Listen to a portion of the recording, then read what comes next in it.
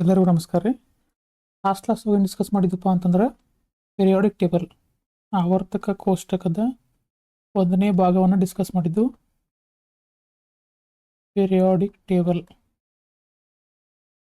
ಆವರ್ತಕ ಕೋಷ್ಟಕ.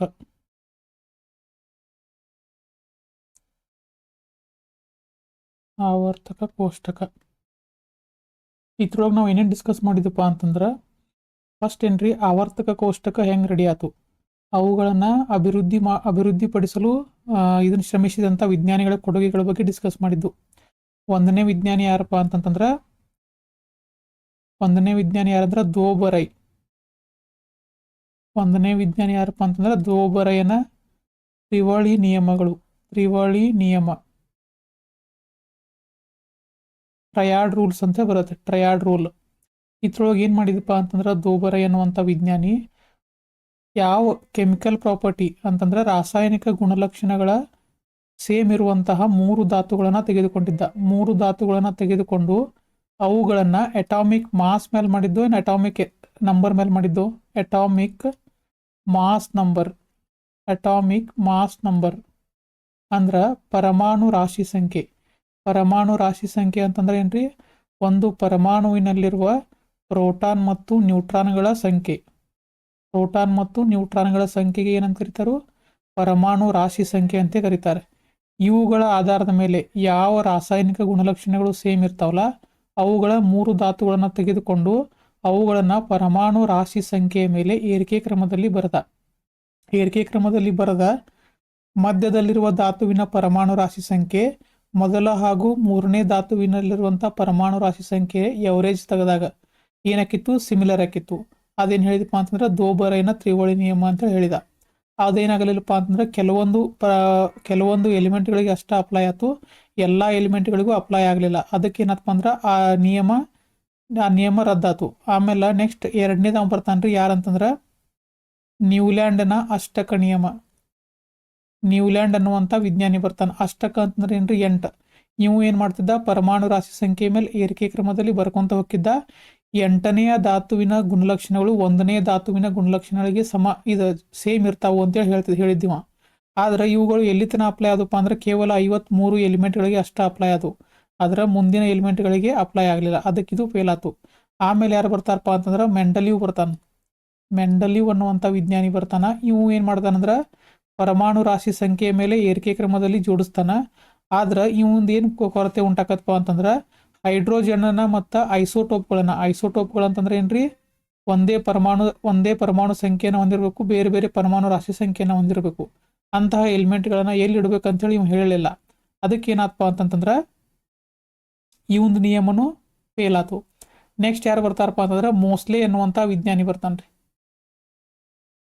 ಇವಂಗ ಏನಂತಾರಪ್ಪ ಅಂದ್ರೆ ಆಧುನಿಕ ಆವರ್ತಕ ಕೋಷ್ಟಕದ ಪಿತಾಮಹ ಅಂತ ಕರೀತಾರೆ.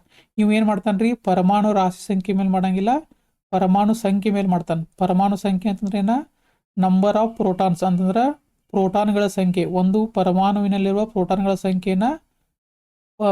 ಸಂಖ್ಯೆನ ಪರಮಾಣು ಸಂಖ್ಯೆ ಅಂತ ಕರೀತಾರೆ. ಆ ಪರಮಾಣು ಸಂಖ್ಯೆಯ ಆಧಾರದ ಮೇಲೆ ಏನ್ ಮಾಡ್ತಾನೆ, ಏರಿಕೆ ಕ್ರಮದಲ್ಲಿ ಬರ್ಕೊಂತ ಹೋಗ್ತಾನು. ಆಮೇಲೆ ಇವು ಏನು ಮಾಡ್ತಾನಂದ್ರೆ ಪೀರಿಯಾಡಿಕ್ ಟೇಬಲ್ನ ಕರೆಕ್ಟಾಗಿ ಒಂದು ಪರಮಾಣು ಸಂಖ್ಯೆ ಮೇಲೆ ಜೋಡಣೆ ಮಾಡಿದ್ಮೇಲೆ ಇವನ್ ಕರೆಕ್ಟಾಗಿ ಪೀರಿಯಾಡಿಕ್ ಟೇಬಲ್ ರೆಡಿ ಆಗತ್ತೆ ರೀ. ಈಗ ನಾವು ಬಳಕೆ ಮಾಡುವಂತಹ ಪೀರಿಯಾಡಿಕ್ ಟೇಬಲ್ ಯಾರ್ದಪ್ಪ ಅಂತಂದ್ರೆ ಈ ಮೋಸ್ಲೆ ಅನ್ನುವಂಥ ವಿಜ್ಞಾನಿ. ಇವಂಗ ಏನಂತಾರು ಆಧುನಿಕ ಆವರ್ತಕ ಕೋಷ್ಟಕದ ಪಿತಾಮಹ ಅಂತ ಕರೀತಾರೆ. ಇವು ಜೋಡಿಸಿದಂತಹ ಪರಮಾಣುಗಳು ಹೆಂಗಿರ್ತಾವಪ್ಪ, ಪರಮಾಣು ಸಂಖ್ಯೆ ಏರಿಕೆ ಕ್ರಮದ ಮೇಲೆ ಇರ್ತಾವ. ಉದಾಹರಣೆ ಅಂತಂದ್ರೆ ಹೈಡ್ರೋಜನ್ ಐತಿ, ಇದರ ಪರಮಾಣು ಸಂಖ್ಯೆ 1. ಆಮೇಲೆ ಇಲ್ಲಿ ಹೀಲಿಯಂ ಐತಿ, ಇಲ್ಲಿ ಪರಮಾಣು ಸಂಖ್ಯೆ 2. ಆಮೇಲೆ ಲೀಥಿಯಂ ಐತಿ, ಇಲ್ಲಿ ಪರಮಾಣು ಸಂಖ್ಯೆ 3, ಇಲ್ಲಿ 4. ಹಿಂಗೇನಪ್ಪ ಅಂದ್ರೆ ಜೋಡಣೆ ಮಾಡ್ಕೊಂತ ಹೋಗ್ತಾನೆ. ನೀವು ಒಂದು ಸಿಸ್ಟಮೆಟಿಕ್ ವೇದಾಗ ಏನು ಮಾಡ್ತಾನಂದ್ರೆ ಪೀರಿಯಾಡಿಕ್ ಟೇಬಲ್ನ ರೆಡಿ ಮಾಡ್ತಾನೆ. ಅದೇ ರೀತಿ ಏನಪ್ಪಾ ಅಂತಂದ್ರೆ ಕವಚಗಳ ಬಗ್ಗೆ ನೋಡಿದ್ರು ನಾವು. ಎದ್ರ ಬಗ್ಗೆ ನೋಡಿದ್ದು, ಕವಚಗಳು. ಈ ಬೋರ್ ಅನ್ನುವಂಥ ವಿಜ್ಞಾನಿ ಏನು ಮಾಡಿರ್ತಾನೋ ಕವಚಗಳ ಬಗ್ಗೆ ಡೀಟೇಲ್ ಆಗಿ ಹೇಳಿರ್ತಾನು. ಏನಿವು ಕವಚಪ್ಪ ಅಂತಂತಂದ್ರೆ, ಒಂದು ಪರಮಾಣುವಿನಲ್ಲಿ ಎಲೆಕ್ಟ್ರಾನ್ಗಳು ಎಲ್ಲೆಲ್ಲಿ ಸೇರ್ಕೋತಾವಲ್ರಿ. ಒಂದು ಪರಮಾಣು ಅಂತಂದ್ರೆ ಕೇಂದ್ರದಲ್ಲಿ ನ್ಯೂಕ್ಲಿಯಸ್ ಇರ್ತೈತ್ರಿ, ಸುತ್ತಲೂ ಏನಪ್ಪಾ ಅಂತಂದ್ರೆ ಈ ಪರಮಾಣು ಕವಚಗಳು ಇರ್ತಾವ. ಇವುಗಳಲ್ಲಿ ಕೇಂದ್ರದಲ್ಲಿ ಪ್ರೋಟಾನ ಮತ್ತು ನ್ಯೂಟ್ರಾನ್ ಇರ್ತೈತಿ, ಸುತ್ತಲೂ ಏನಿರ್ತಾವಪ್ಪ ಅಂದ್ರೆ ಎಲೆಕ್ಟ್ರಾನ್ಗಳು ಇರ್ತಾವ.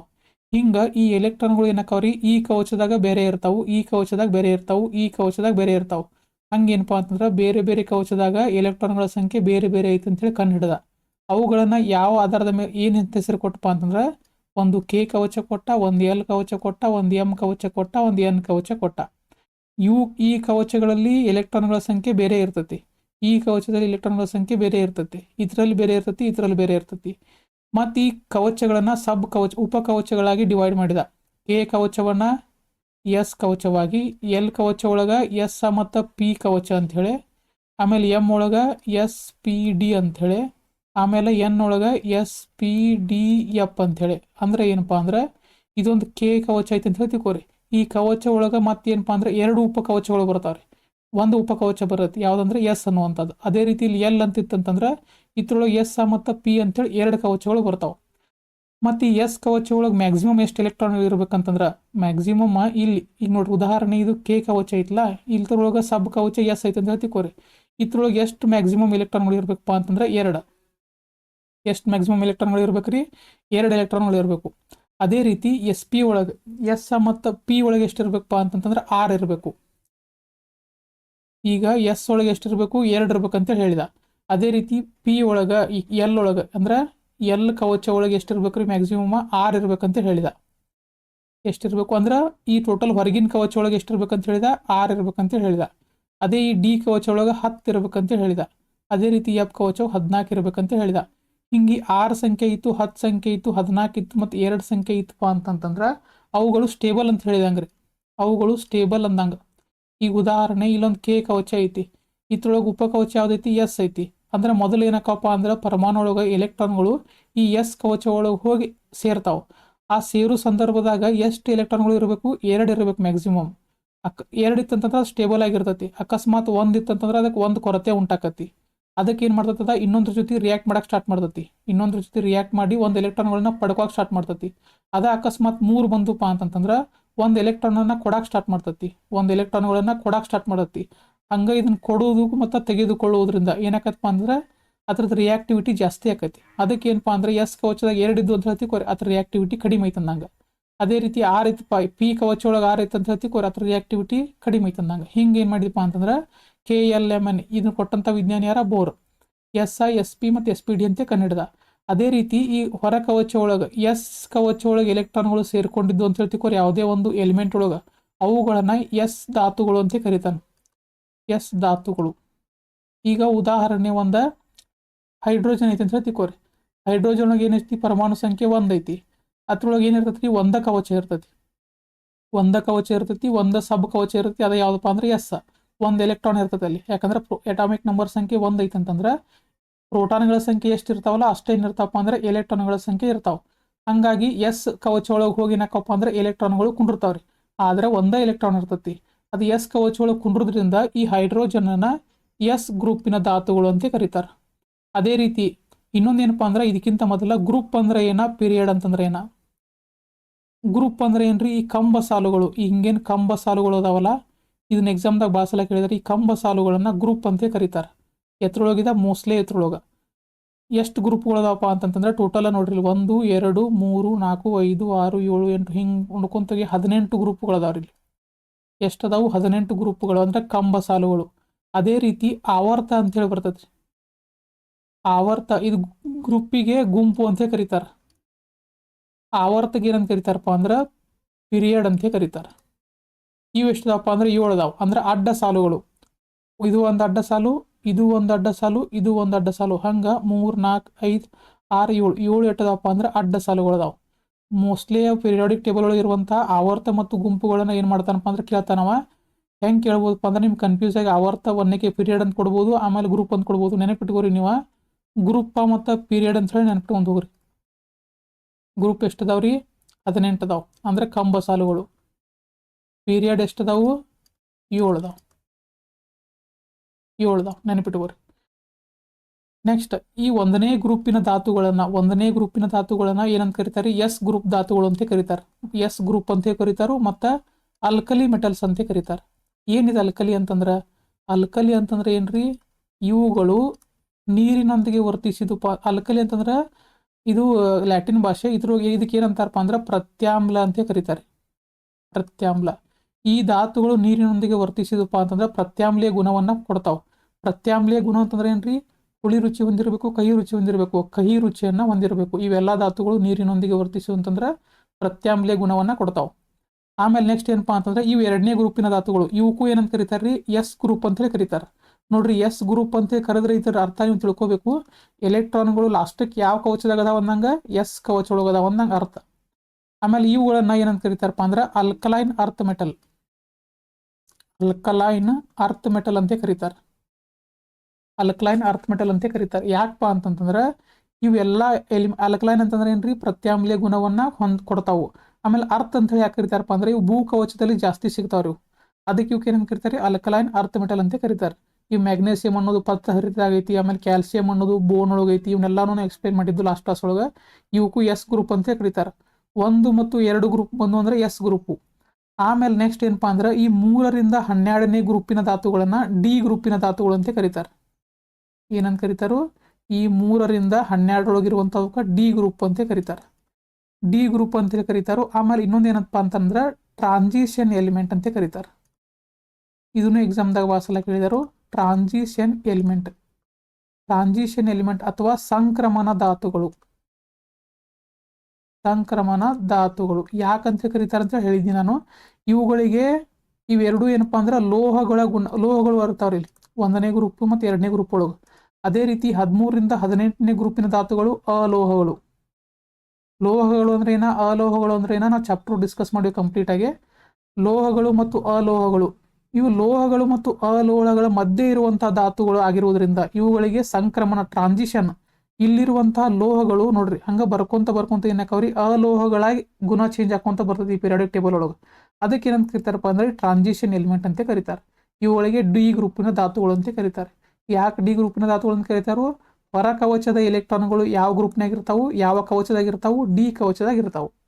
ಅದೇ ರೀತಿ 13ರಿಂದ 18ನೇ ಗ್ರೂಪಿನ ಧಾತುಗಳನ್ನ ಪಿ ಗ್ರೂಪಿನ ಧಾತುಗಳು ಅಂತ ಕರೀತಾರೆ. ಇವತ್ತಿನ ಕ್ಲಾಸ್ನಾಗ ಏನ್ ಮಾಡೋಣಪ್ಪ ಅಂದ್ರೆ ಇವುಗಳ ಬಗ್ಗೆ ಡಿಸ್ಕಸ್ ಮಾಡೋಣ. ಇವುಗಳಿಗೆ ಏನಂತ ಕರೀತಾರೆ? ಪಿ ಗ್ರೂಪಿನ ಧಾತುಗಳು ಅಂತ ಕರೀತಾರೆ. ಯಾಕೆ ಪಿ ಗ್ರೂಪಿನ ಧಾತುಗಳು ಅಂತ ಕರೀತಾರೆ ಇವಕ್ಕ? ನೋಡ್ರಿ, 13ರಿಂದ 18ನೇ ಗುಂಪಿನ ಧಾತುಗಳನ್ನ ಏನಂತ ಕರೀತಾರು? ಪಿ ಗುಂಪಿನ ಧಾತುಗಳು. ಪಿ ಗುಂಪಿನ ಧಾತುಗಳು ಅಂತ ಕರೀತಾರೆ. ಇವುಗಳ ಹೊರ ಕವಚ ನೋಡ್ರಿ, ಯಾಕೆ ಪಿ ಗುಂಪಿನ ಧಾತುಗಳು ಅಂತ ಕರೀತಾರಪ್ಪ ಅಂತಂದ್ರೆ ಇವುಗಳ ಹೊರ ಕವಚ, ಈಗ ಒಂದು ಕಾರ್ಬನ್ ಐತೆ ಅಂತ ಹೇಳಿ ತಿಳ್ಕೊರಿ. ಈ ಕಾರ್ಬನ್ ಒಳಗ ಏನೈತಪ್ಪ, ಈ ಹೊರ ಕವಚಗಳು ಬರ್ತಾವೆ. ಕವಚಗಳು ಅಂತಂದ್ರೆ ಏನ್ರಿ? ಎಲೆಕ್ಟ್ರಾನ್ಗಳು ಇರುವಂತಹ ಸ್ಥಳ. ಎಲೆಕ್ಟ್ರಾನ್ಗಳು ಇರುವಂತಹ ಸ್ಥಳ. ಈ ಕವಚ ಒಳಗ ಲಾಸ್ಟ್ ಒಳಗೆ ಯಾವ್ದು ಇರ್ತೈತಪ್ಪ ಅಂತಂದ್ರೆ ಪಿ ಅನ್ನುವಂತಹ ಕವಚ ಇರ್ತೈತಿ. ಪಿ ಅನ್ನುವಂತಹ ಕವಚ ಇರ್ತೈತಿ. ಈ ಪಿ ಕವಚ ಎಷ್ಟು ಎಲೆಕ್ಟ್ರಾನ್ಗಳನ್ನ ಹೊಂದಿರಬೇಕಾಗಿತ್ತು?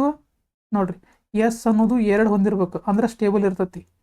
ಪಿ ಅನ್ನೋದು 6 ಹೊಂದಿರ್ಬೇಕ್ರಿ ಅಂದ್ರೆ ಸ್ಟೇಬಲ್ ಇರ್ತೈತಿ. ಡಿ ಅನ್ನೋದು 10 ಹೊಂದಿರಬೇಕು ಅಂದ್ರೆ ಸ್ಟೇಬಲ್ ಇರ್ತೈತಿ. ಅರ್ಥ ಆತ್ರಿ?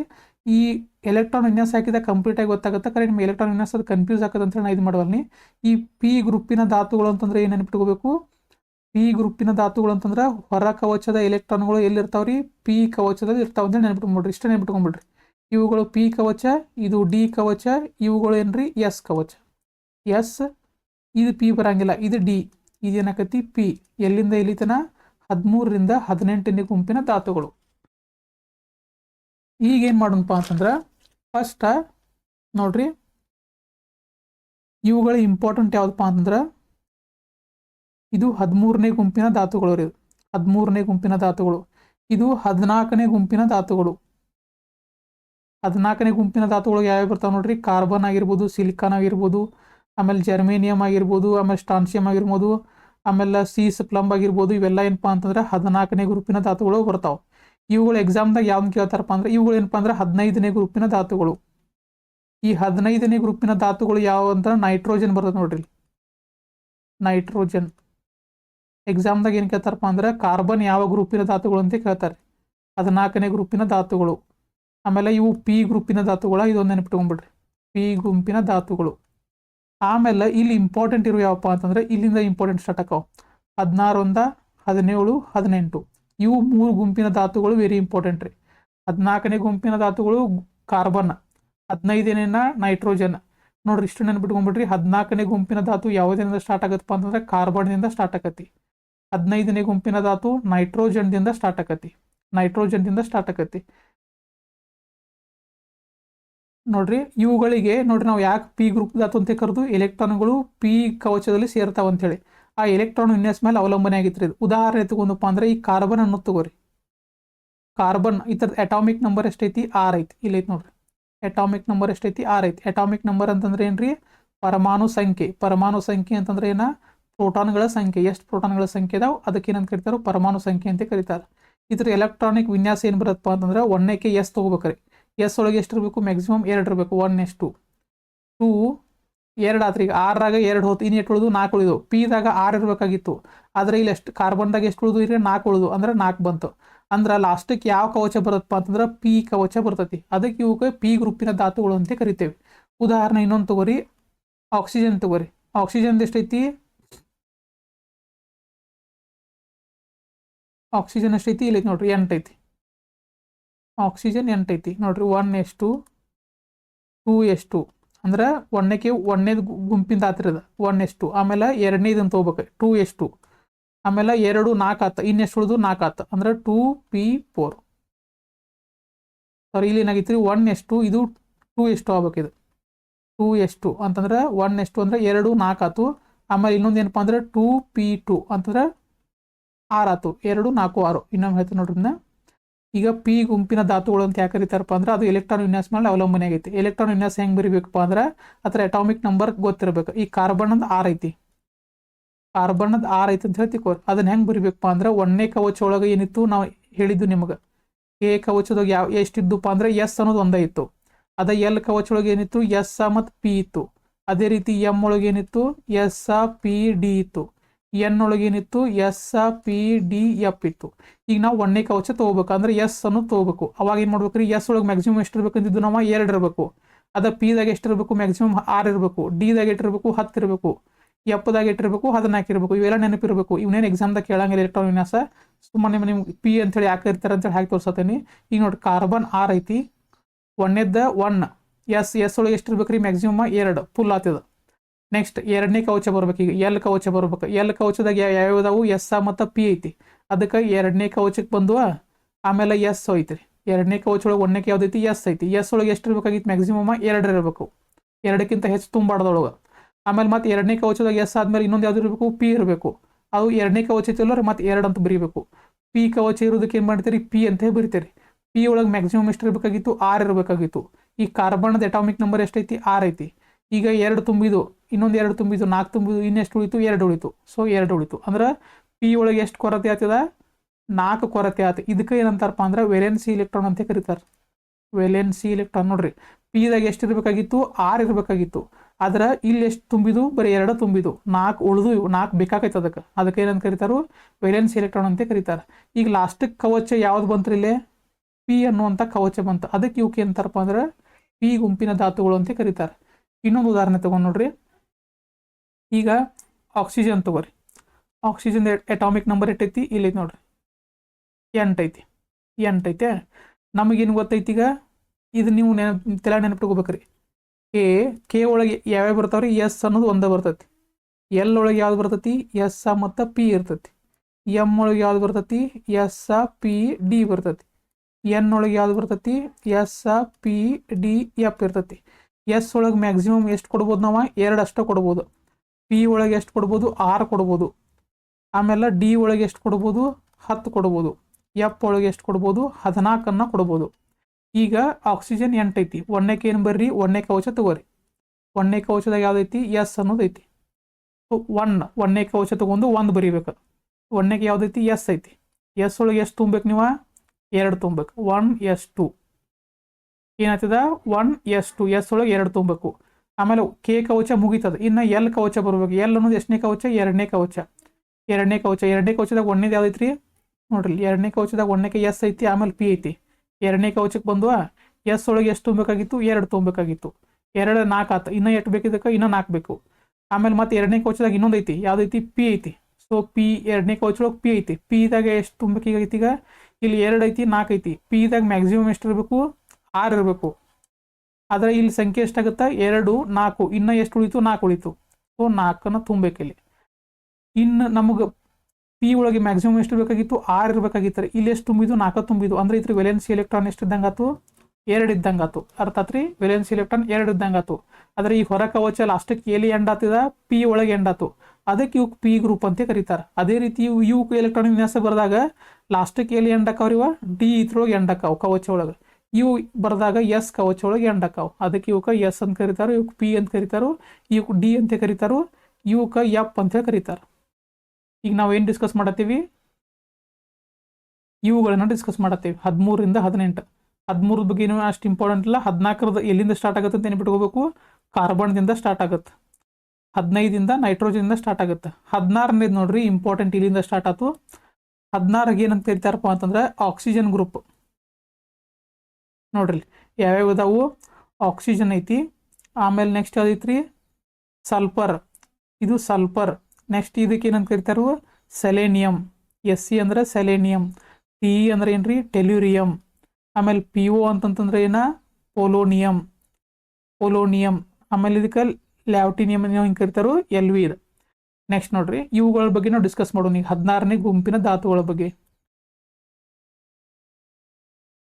ನೋಡ್ರಿ ನಾವು ಇದ್ರ ಬಗ್ಗೆ ಡಿಸ್ಕಸ್ ಮಾಡತ್ತೀವಿ 16ನೇ ಗುಂಪಿನ ಧಾತುಗಳು. 16ನೇ ಗುಂಪಿನ ಧಾತುಗಳು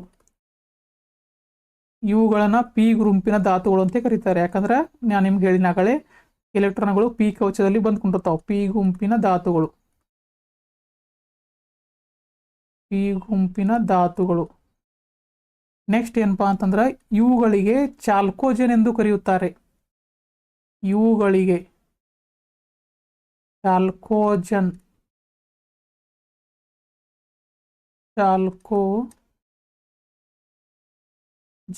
ಎಂದು ಕರೆಯುತ್ತಾರೆ. ಏನಿದೆ ಚಾಲ್ಕೋಜನ್ ಅಂತಂದ್ರೆ ಏನ, ಇವ್ ಚಾಲ್ಕೋಜನ್ ಅಂತ ಯಾಕೆ ಕರೀತಾರೆ ಅಂತಂದ್ರೆ ನೋಡ್ರಿ ಗ್ರೀಕ್ ಭಾಷೆಯಲ್ಲಿ, ಯಾವ ಭಾಷೆಯಲ್ಲಿ ಗ್ರೀಕ್ ಭಾಷೆಯಲ್ಲಿ ಚಾಲ್ಕೋ ಅಂದ್ರ, ಗ್ರೀಕ್ ಭಾಷೆಯಲ್ಲಿ ಚಾಲ್ಕೋ ಅಂದ್ರೆ ಏನ್ರಿ ಅದಿರು. ಅದಿರು ಇಂಗ್ಲಿಷ್ನಾಗ ಏನಂತಾರಪ್ಪ ಅಂದ್ರೆ ಓರ್ ಅಂತ ಹೇಳಿ ಕರೀತಾರೆ. ಗ್ರೀಕ್ ಭಾಷೆಯಲ್ಲಿ ಚಾಲ್ಕೋ ಅಂತಂದ್ರೆ ಅದಿರು. ಜನ್ ಅಂತಂದ್ರೆ ಏನ್ರಿ ಉತ್ಪಾದನೆ. ಅರ್ಥಾತ್ರಿ ಉತ್ಪಾದನೆ ಅಂದ್ರೆ ಪ್ರೊಡ್ಯೂಸ್ ಮಾಡುವಂಥದ್ದು. ಅಂದ್ರ ಮೀನಿಂಗ್ ನೋಡ್ರಿ ಎರಡು ಕೂಡಿಸಿ ನೋಡ್ರಿ, ಅದಿರುಗಳು ಉತ್ಪಾದನೆ ಆಗುವಾಗ, ಭೂಮಿಯಲ್ಲಿರುವಂಥ ಎಲ್ಲ ಅದಿರುಗಳು ಉತ್ಪಾದನೆ ಆಗುವಾಗ ಅವುಗಳಲ್ಲಿ ಯಾವ ಗುಂಪಿನ ಧಾತುಗಳು ಇರ್ತಾವ್ರಿ, ಈ 16ನೇ ಗುಂಪಿನ ಧಾತುಗಳು ಇರ್ತಾವ. 16ನೇ ಗುಂಪಿನ ಧಾತುಗಳು ಇರ್ತಾವ. ಅದಕ್ಕೆ ಏನಂತ ಕರೀತಾರಪ್ಪ ಅಂದ್ರೆ ಇವಕ್ಕೆ ಚಾಲ್ಕೋಜನ್ ಅಂತ ಕರೀತಾರೆ.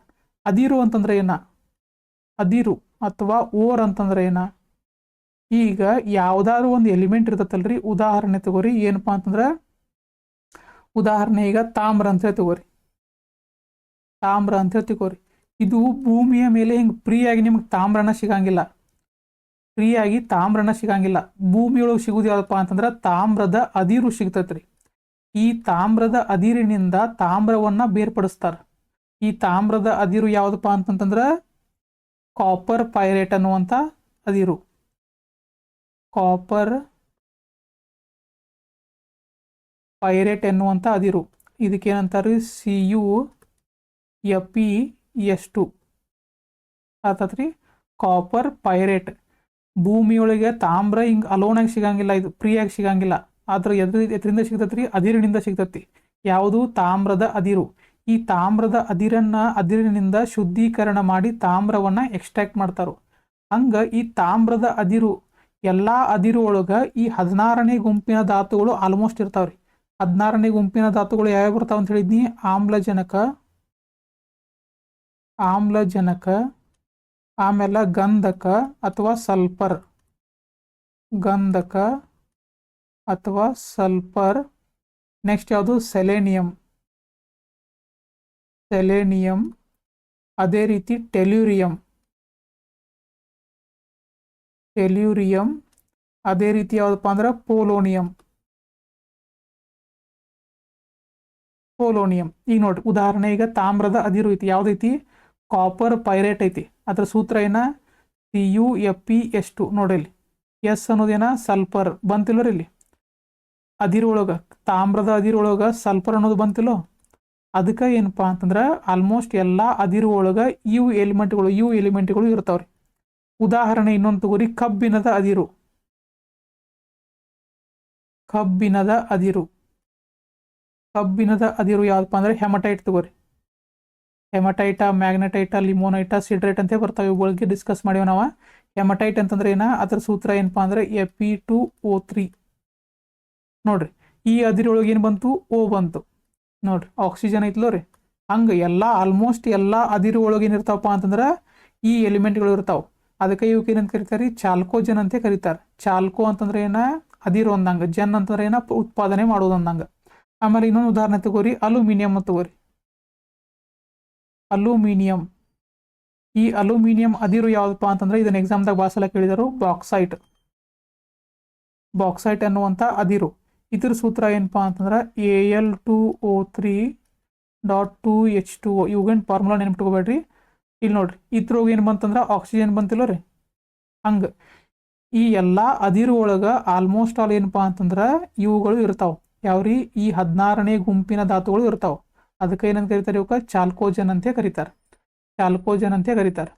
ನೆಕ್ಸ್ಟ್ ನೋಡ್ರಿ, ಒಂದೊಂದಾಗಿ ನೋಡ್ಕೊಂತ ಹೋಗೋನು. ಒಂದೇದು ಏನಪ್ಪಾ ಅಂದ್ರೆ ಆಕ್ಸಿಜನ್ ಅನ್ನೋದು ನಿಮ್ಗೆ ಗೊತ್ತೈತಿ. ಆಮ್ಲಜನಕ, ವಾತಾವರಣದಲ್ಲಿ ನಮಗೆ ಉಸಿರಾಡಕ್ಕೆ ಅನುಕೂಲವಾಗುವಂಥ ಬೇಕಾಗಿರುವಂಥ ಎಲಿಮೆಂಟ್ ಯಾವುದಪ್ಪ ಅಂತಂದ್ರೆ ಆಕ್ಸಿಜನ್ ಅಂತ ನೆನ್ಪಿಟ್ಕೋಬೇಕು. ಆಕ್ಸಿಜನ್. ನೆಕ್ಸ್ಟ್ ಯಾವುದಂದ್ರೆ ಇಂಪಾರ್ಟೆಂಟ, ಸಲ್ಫರ್. ಇದಕ್ಕೇನಂತಾರೆ, ಗಂಧಕ. ಸಲ್ಫರ್ ಅಂದ್ರೆ ಏನ, ಗಂಧಕ. ಇದನ್ನ ಎಲ್ಲೆಲ್ಲಿ ಬಳಕೆ ಮಾಡ್ತಾರಪ್ಪ ಅಂತಂದ್ರೆ ರಬ್ಬರಿನ ವಲ್ಕನೀಕರಣದಲ್ಲಿ ಬಳಕೆ ಮಾಡ್ತಾರೆ. ರಬ್ಬರಿನ ವಲ್ಕನೀಕರಣ, ವಲ್ಕನೈಜೇಷನ್ ಆಫ್ ರಬ್ಬರ್. ಏನಿದೆ ವಲ್ಕನೈಜೇಷನ್ ಅಂತಂದ್ರೆ ಏನ್ರಿ ನೋಡ್ರಿ. ಈ ವಲ್ಕನೈಜೇಷನ್ ಅಂತಂದ್ರೆ ಏನ, ರಬ್ಬರಿನ ವಲ್ಕನೀಕರಣದಲ್ಲಿ ಬಳಕೆ ಮಾಡ್ತಾರೆ. ಈಗ ನಮಗೆ ಏನು ನೈಸರ್ಗಿಕವಾಗಿ ರಬ್ಬರ್ ಸಿಗ್ತತಲ್ರಿ, ಆ ರಬ್ಬರ್ ಏನಪ್ಪಾ ಅಂತಂದ್ರೆ ಭಾಳ ಮಿದುವಾಗಿರ್ತತಿ. ಆ ರಬ್ಬರಿಗೆ ಹೆಚ್ಚು ಗಡಸುತನವನ್ನ ಮತ್ತು ಸ್ಥಿತಿಸ್ಥಾಪಕತ್ವನ್ನ, ಅಂದ್ರೆ ಸ್ಥಿತಿಸ್ಥಾಪಕ ಅಂದ್ರೆ ಎಲಾಸ್ಟಿಸಿಟಿ, ಸ್ಥಿತಿಸ್ಥಾಪಕತ್ವ ಅಂದ್ರೆ ಏನ, ಎಲಾಸ್ಟಿಸಿಟಿ. ಅಂದ್ರೆ ಈಗ ರಬ್ಬರಿಗೆ ಏನು ಮೃದುವಾಗಿರೋದು ಗೊತ್ತ್ರಿ, ಅದಕ್ಕೆ ಏನಪ್ಪಾ ಅಂದ್ರೆ ಎಲಾಸ್ಟಿಸಿಟಿ ಅಂತ ಕರೀತಾರೆ. ಈ ಎಲಾಸ್ಟಿಸಿಟಿಯನ್ನ ನೀಡಲು ಎದನ್ನ ಬಳಕೆ ಮಾಡ್ತಾರೆ, ಗಂಧಕವನ್ನ ಬಳಕೆ ಮಾಡ್ತಾರೆ. ಅದಕ್ಕೆ ಏನಂತಾರಪ್ಪ ಅಂದ್ರೆ ರಬ್ಬರಿನ ವಲ್ಕನೀಕರಣ ಅಂತ ಕರೀತಾರೆ. ಆಮೇಲೆ ಮತ್ತೆ ಸಲ್ಫರ್ ಎಲ್ಲಿದಾಕತ್ತಪ್ಪ ಅಂತಂದ್ರೆ ಆಮ್ಲ ಮಳೆ ಅಥವಾ ಆಸಿಡ್ ರೇನ್ ಅಂತ ಕರೀತಾರೆ.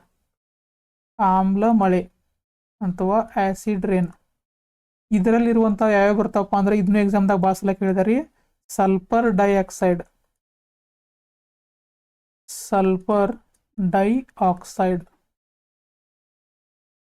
ಈ ಸಲ್ಫರ್ ಅನ್ನೋದು ಏನಕ್ಕಪ್ಪ ಅಂತಂತಂದ್ರೆ ನೋಡ್ರಿ, ಈ ಸಲ್ಫರ್ ಡೈಆಕ್ಸೈಡ್ ಅನ್ನೋದು ವಾತಾವರಣದಲ್ಲಿರುವಂಥ ನೀರಿನೊಂದಿಗೆ ವರ್ತಿಸಿ ಸಲ್ಫೂರಿಕ್ ಆಸಿಡ್ ಆಗುತ್ತದೆ. ಸಲ್ಫೂರಿಕ್ ಆಸಿಡ್ ಅಥವಾ ಸಲ್ಫೂರಿಕ್ ಆಮ್ಲ. ಈ ಸಲ್ಫೂರಿಕ್ ಆಮ್ಲ ಮತ್ತು ನೈಟ್ರಿಕ್ ಆಕ್ಸೈಡ್ ನೀರಿನೊಂದಿಗೆ, ಅಲ್ಲಿ ಮಳಿ ಬಂತಂತ ಹೇಳ್ತೀವಿ, ಆ ನೈಟ್ರಿಕ್ ಆಕ್ಸೈಡ್ ನೀರಿನೊಂದಿಗೆ ವರ್ತಿಸಿ ನೈಟ್ರಿಕ್ ಆಮ್ಲ ಆಕತಿ. ಆಮೇಲೆ ಈ ಸಲ್ಫರ್ ಡೈಆಕ್ಸೈಡ್ ಅನ್ನೋದು ಏನಾಗತ್ತೆ ರೀ, ಸಲ್ಫೂರಿಕ್ ಆಮ್ಲ ಆಗುತ್ತೆ. ಇವೆರಡೂ ಕೂಡಿ ಏನಾಕಪ್ಪ ಅಂದ್ರೆ ಆಮ್ಲ ಮಳೆಯನ್ನ ಉಂಟು ಮಾಡ್ತಾವೆ. ಈ ಆಮ್ಲ ಮಳೆಯಿಂದ ಏನಾಕಪ್ಪ ಅಂದ್ರೆ ಈ ತಾಜ್ ಮಹಲದು ಹಳದಿದು ಆಗ್ತಿರ್ತಾವ ಗೊತ್ತ್ರಿ, ಅವು ಕಾರಣ ಏನಪ್ಪಾ ಅಂದ್ರೆ ಈ ಆಮ್ಲ ಮಳೆಯಲ್ಲಿ ಇರುವಂಥವು ಯಾವ್ಯಾವ ಬರ್ತಾವು, ಸಲ್ಫೂರಿಕ್ ಆಮ್ಲ ಒಂದ, ನೈಟ್ರಿಕ್ ಆಮ್ಲ ಒಂದ. ನೋಡ್ರಿ ಸಲ್ಫರ್ ಬಂತಿಲ್ಲೋರಿ ಇಲ್ಲಿ. ಅದಕ್ಕೆ ಈ ಸಲ್ಫರ್ ಏನಪ್ಪಾ ಅಂತಂದ್ರೆ ಆಮ್ಲ ಮಳೆಗೆ ಕಾರಣವಾಗುವಂತಹ ಎಲಿಮೆಂಟ್ ಆಗಿದೆ. ಆಮೇಲೆ ಏನಪ್ಪಾ ಅಂದ್ರೆ ಇನ್ನೊಂದೇನ್ರಿ, ಈರುಳ್ಳಿ ಮತ್ತು ಕತ್ತರಿಸಿರ್ತಾರಲ್ಲ, ಈರುಳ್ಳಿಯನ್ನ ಕಟ್ ಮಾಡಿದಾಗ ಕಣ್ಣೀರು ಬರಲು ಕಾರಣ ಏನಪ್ಪಾ ಅಂದ್ರೆ ಈರುಳ್ಳಿಯಲ್ಲಿರುವಂತಹ ಗಂಧಕ ಅಥವಾ ಸಲ್ಫರ್. ಆ ಕಾರಣದಿಂದ ಏನಪ್ಪಾ ಅಂತಂದ್ರೆ ಈರುಳ್ಳಿಯನ್ನ ಕತ್ತರಿಸುವಾಗ ಕಣ್ಣೀರು ಬರ್ತಾವ. ಆಮೇಲೆ ನೋಡ್ರಿ ನೆಕ್ಸ್ಟ್, ಈಗ ನೋಡ್ರಿ ಇದು ಯಾವ್ದಪ್ಪ ಅಂತಂದ್ರೆ ಚಾಲ್ಕೋಜನ್ ಗ್ರೂಪ್ ಬಗ್ಗೆ ಡಿಸ್ಕಸ್ ಮಾಡಿದ್ವಿ ನಾವು. ಎದ್ರ ಬಗ್ಗೆ ಡಿಸ್ಕಸ್ ಮಾಡಿದ್ವು, ಚಾಲ್ಕೋಜನ್ ಗ್ರೂಪ್ ಬಗ್ಗೆ ಡಿಸ್ಕಸ್ ಮಾಡಿದ್ವು. ಯಾವ್ಯಾವ ಬರ್ತಾವೆ? ಆಕ್ಸಿಜನ್, ಸಲ್ಫರ, ಸೆಲೆನಿಯಮ, ಟೆಲೋನಿಯಮ, ಪೊಲೋನಿಯಮ ಮತ್ತು ಲಿವೆನಿಯಮ್ ಅಂತೇಳಿ ಬರ್ತಾವೆ. ಇವೆಲ್ಲ ಏನಪ್ಪ ಅಂತಂದ್ರೆ ಚಾಲ್ಕೋಜನ್. ನೆಕ್ಸ್ಟ್ ಯಾವುದಪ್ಪ ಅಂತಂದ್ರೆ 17ನೇ ಗುಂಪಿನ ಧಾತುಗಳನ್ನ ಡಿಸ್ಕಸ್ ಮಾಡೋಣ. 17ನೇ ಗುಂಪಿನ ಧಾತುಗಳು ಯಾವ್ಯಾವ ಬರ್ತಾವ ಅಂದ್ರೆ ಫ್ಲೋರಿನ್ ಬರ್ತತಿ. ಇದು ಯಾವುದು? ಫ್ಲೋರಿನ್. ಇದು ಕ್ಲೋರಿನ್, ಇದು ಬ್ರೋಮಿನ್, ಇದು ಅಯೋಡಿನ್, ಇದು ಆ್ಯಂಟನಮ್. ಆಮೇಲೆ ಇದು ಯಾವ್ದು ಬರುತ್ತೆ ಅಂದ್ರೆ ಸ್ಟ್ಯಾನ್ಸಿಯಮ್. ಹಿಂಗೆ ಇವು ಬರ್ತಾವ್ರಿ. ಇದ್ರೊಳಗೆ ಇಂಪಾರ್ಟೆಂಟ್ ಯಾವ, ಆಮೇಲೆ ಇವುಗಳ ಬಳಕೆಗಳನ್ನ ಎಲ್ಲೆಲ್ಲಿ ಮಾಡ್ತಾರೆ ಅನ್ನೋದು ಡಿಸ್ಕಸ್ ಮಾಡೋಣ ಅಂತ ನೋಡ್ರಿ. ಎಷ್ಟನೇ ಗ್ರೂಪಿನ ಧಾತುಗಳು ಡಿಸ್ಕಸ್ ಮಾಡತ್ತೀವಿ? 17ನೇ ಗುಂಪಿನ ಧಾತುಗಳು. 17ನೇ ಗುಂಪಿನ ಧಾತುಗಳು. 17ನೇ ಗುಂಪಿನ ಧಾತುಗಳು. ಇವುಗಳನ್ನ ಏನಂತ ಕರೀತಾರಪ್ಪ ಅಂತಂದ್ರೆ ಹ್ಯಾಲೋಜನ್ ಎಂದು ಕರೆಯುತ್ತಾರೆ. ಏನಂತ ಕರೀತಾರೆ? ಹ್ಯಾಲೋಜನ್. ಯಾಕೆ ಹ್ಯಾಲೋಜನ್ ಅಂತಾರಪ್ಪ? ಏನಿದು ಹ್ಯಾಲೋಜನ್ ಅಂತಂದ್ರೆ ಏನ ನೋಡ್ರಿ. ಹ್ಯಾಲೋ ಅಂತಂತಂದ್ರೆ ಏನಪ್ಪಾ ಅಂತಂದ್ರೆ ಲ್ಯಾಟಿನ್ ಭಾಷೆಯಲ್ಲಿ, ಹ್ಯಾಲೋ ಅಂತಂದ್ರೆ ಏನ್ರಿ? ಲ್ಯಾಟಿನ್ ಭಾಷೆಯಲ್ಲಿ ಉಪ್ಪು ಅಂದಂಗ, ಉಪ್ಪು ಅಂದಂಗ. ಆಮೇಲೆ ಜನ್ ಅಂತಂದ್ರೆ ಏನ್ರಿ? ಉತ್ಪಾದನೆ. ಲ್ಯಾಟಿನ್ ಭಾಷೆಯಲ್ಲಿ ಜನ್ ಅಂತಂದ್ರೆ ಏನ್ರಿ? ಉತ್ಪಾದಿಸುವುದು ಅಂದಂಗ. ಅಂದ್ರ ಉಪ್ಪನ್ನ ಉತ್ಪಾದಿಸುವಂತಹ ಧಾತುಗಳಿಗೆ ಅವುಗಳಿಗೆ ಏನಂತ ಕರೀತಾರು? ಹ್ಯಾಲೋಜನ್ ಅಂತ ಕರೀತಾರ. ಉಪ್ಪನ್ನ ಉತ್ಪಾದಿಸುವ ಧಾತುಗಳಿಗೆ ನೋಡ್ರಿ ಯಾವ್ಯಾವ ಬರ್ತಾವು? Fluorine, chlorine, bromine, fluorine, chlorine, ಆಮೇಲೆ ಬ್ರೋಮಿನ್, ಆಮೇಲೆ ಅಯೋಡಿನ್, ಅಯೋಡಿನ್, ಅಸ್ಟಟೈನ್, ಅಸ್ಟಟೈನ್. ಇವುಗಳ ಏನಪ್ಪ ಅಂದ್ರೆ ಹ್ಯಾಲೋಜನ್ ಗುಂಪಿಗೆ ಸೇರ್ತಾವ್ರಿ. ನೋಡ್ರಿ ಇವುಗಳು ವೆರಿ ಇಂಪಾರ್ಟೆಂಟ್ ಏನಪ್ಪಾ ಅಂತಂದ್ರೆ ಈ ಬ್ರೋಮಿನ್ ಬಗ್ಗೆ ಕೇಳ್ತಾರ. ಬ್ರೋಮಿನ್ ಬಗ್ಗೆ ಏನು? ಬ್ರೋಮಿನ್ ಬಗ್ಗೆ ಕೇಳ್ತಾರಪ್ಪ ಅಂತಂದ್ರೆ ನೋಡ್ರಿ ಇವೆಲ್ಲ ಯಾವಪ್ಪ ಅಂದ್ರೆ ಅಲೋಹಗಳು. ಇವು ನಾ ಹೇಳಿದ್ ನಿಮ್ಗೆ 1ನೇ ಗ್ರೂಪ ಮತ್ತು 2ನೇ ಗ್ರೂಪ ಲೋಹಗಳು. ಆಮೇಲೆ 3ರಿಂದ 12ನೇ ಗುಂಪಿನ ಧಾತುಗಳು ಸಂಕ್ರಮಣ ಧಾತುಗಳು. ಅಂದ್ರೆ ಲೋಹಗಳು ಅಲ್ಲ, ಅಲೋಹಗಳು ಅಲ್ಲ, ಮೆಟಲಾಯ್ಡ್ಗಳು ಅಂತ ಬರ್ತಾ ಗೊತ್ತ್ರಿ, ಲೋಹಾಭಗಳು ಅಂತೇಳಿ. ಅವುಗಳನ್ನ ಡಿ ಗ್ರೂಪಿನ ಎಲಿಮೆಂಟ್ ಅಂತ ಕರೀತಾರೆ. ಅಂದ್ರೆ ಲೋಹದ ಗುಣವನ್ನು ಹೊಂದಿರ್ತಾವು, ಅಲೋಹದ ಗುಣವನ್ನು ಹೊಂದಿರ್ತಾವು. ಸಂಕ್ರಮಣ ಧಾತುಗಳು ಅಂತ ಹೇಳಿ ಕರೀತಾರೆ ಅವು ಡಿ ಗ್ರೂಪಿಂದ. ಇವು ಏನಪ್ಪಾ ಅಂದ್ರೆ ಅಲೋಹ. ಇವುಗಳಿಗೆ ಏನಂತ ಕರೀತಾರೋ? ಅಲೋಹ ಅಂತ ಕರೀತಾರೆ. ಈ ಬ್ರೋಮಿನ್ ಏನಪ್ಪಾ ಅಂತಂದ್ರೆ ಅಲೋಹಗಳಲ್ಲಿ ದ್ರವ ಸ್ಥಿತಿಯಲ್ಲಿರುವಂತಹ ಏಕೈಕ ಧಾತು. ದ್ರವ ಸ್ಥಿತಿಯಲ್ಲಿ ಇರುವಂತಹ ಅಲೋಹ ಯಾವುದಂತ ಕೇಳಿ ಏನು ಹೇಳ್ಬೇಕ್ರಿ? ಬ್ರೋಮಿನ್ ಅಂತೇಳಿ ಹೇಳ್ಬೇಕು. ಯಾವುದು? ಬ್ರೋಮಿನ್ ಅಂತೇಳಿ ಹೇಳ್ಬೇಕು. ನೆಕ್ಸ್ಟ್ ಇನ್ನೊಂದು ಇಂಪಾರ್ಟೆಂಟ್ ಕಾನ್ಸೆಪ್ಟ್ ಬರುತ್ತೆ. ಏನಪ್ಪಾ ಅಂತಂದ್ರೆ ನೋಡ್ರಿ ಎಲೆಕ್ಟ್ರೋ ನೆಗೆಟಿವಿಟಿ ಅಂತ ಹೇಳಿ ಬರ್ತತಿ. ಏನ? Electro negativity. ಏನು ಹಿಂಗಂದ್ರೆ ಎಲೆಕ್ಟ್ರೋ ನೆಗೆಟಿವಿಟಿ ಅಂತಂದ್ರೆ ಏನಪ್ಪಾ? ಹಿಂಗಂದ್ರೆ ಏನ್ರಿ? ಧಾತುಗಳು ಎಲೆಕ್ಟ್ರಾನ್ಗಳನ್ನ ಆಕರ್ಷಿಸುವ ಗುಣ. ಏನ್ರಿವ? ಇವೇನು ಧಾತುಗಳು ಎಲಿಮೆಂಟ್ಗಳು ಅದಾವಲ್ಲ, ಧಾತುಗಳು ಏನನ್ನ ಆಕರ್ಷಣೆ ಮಾಡುವಂಥದ್ದು? ಎಲೆಕ್ಟ್ರಾನ್ಗಳನ್ನ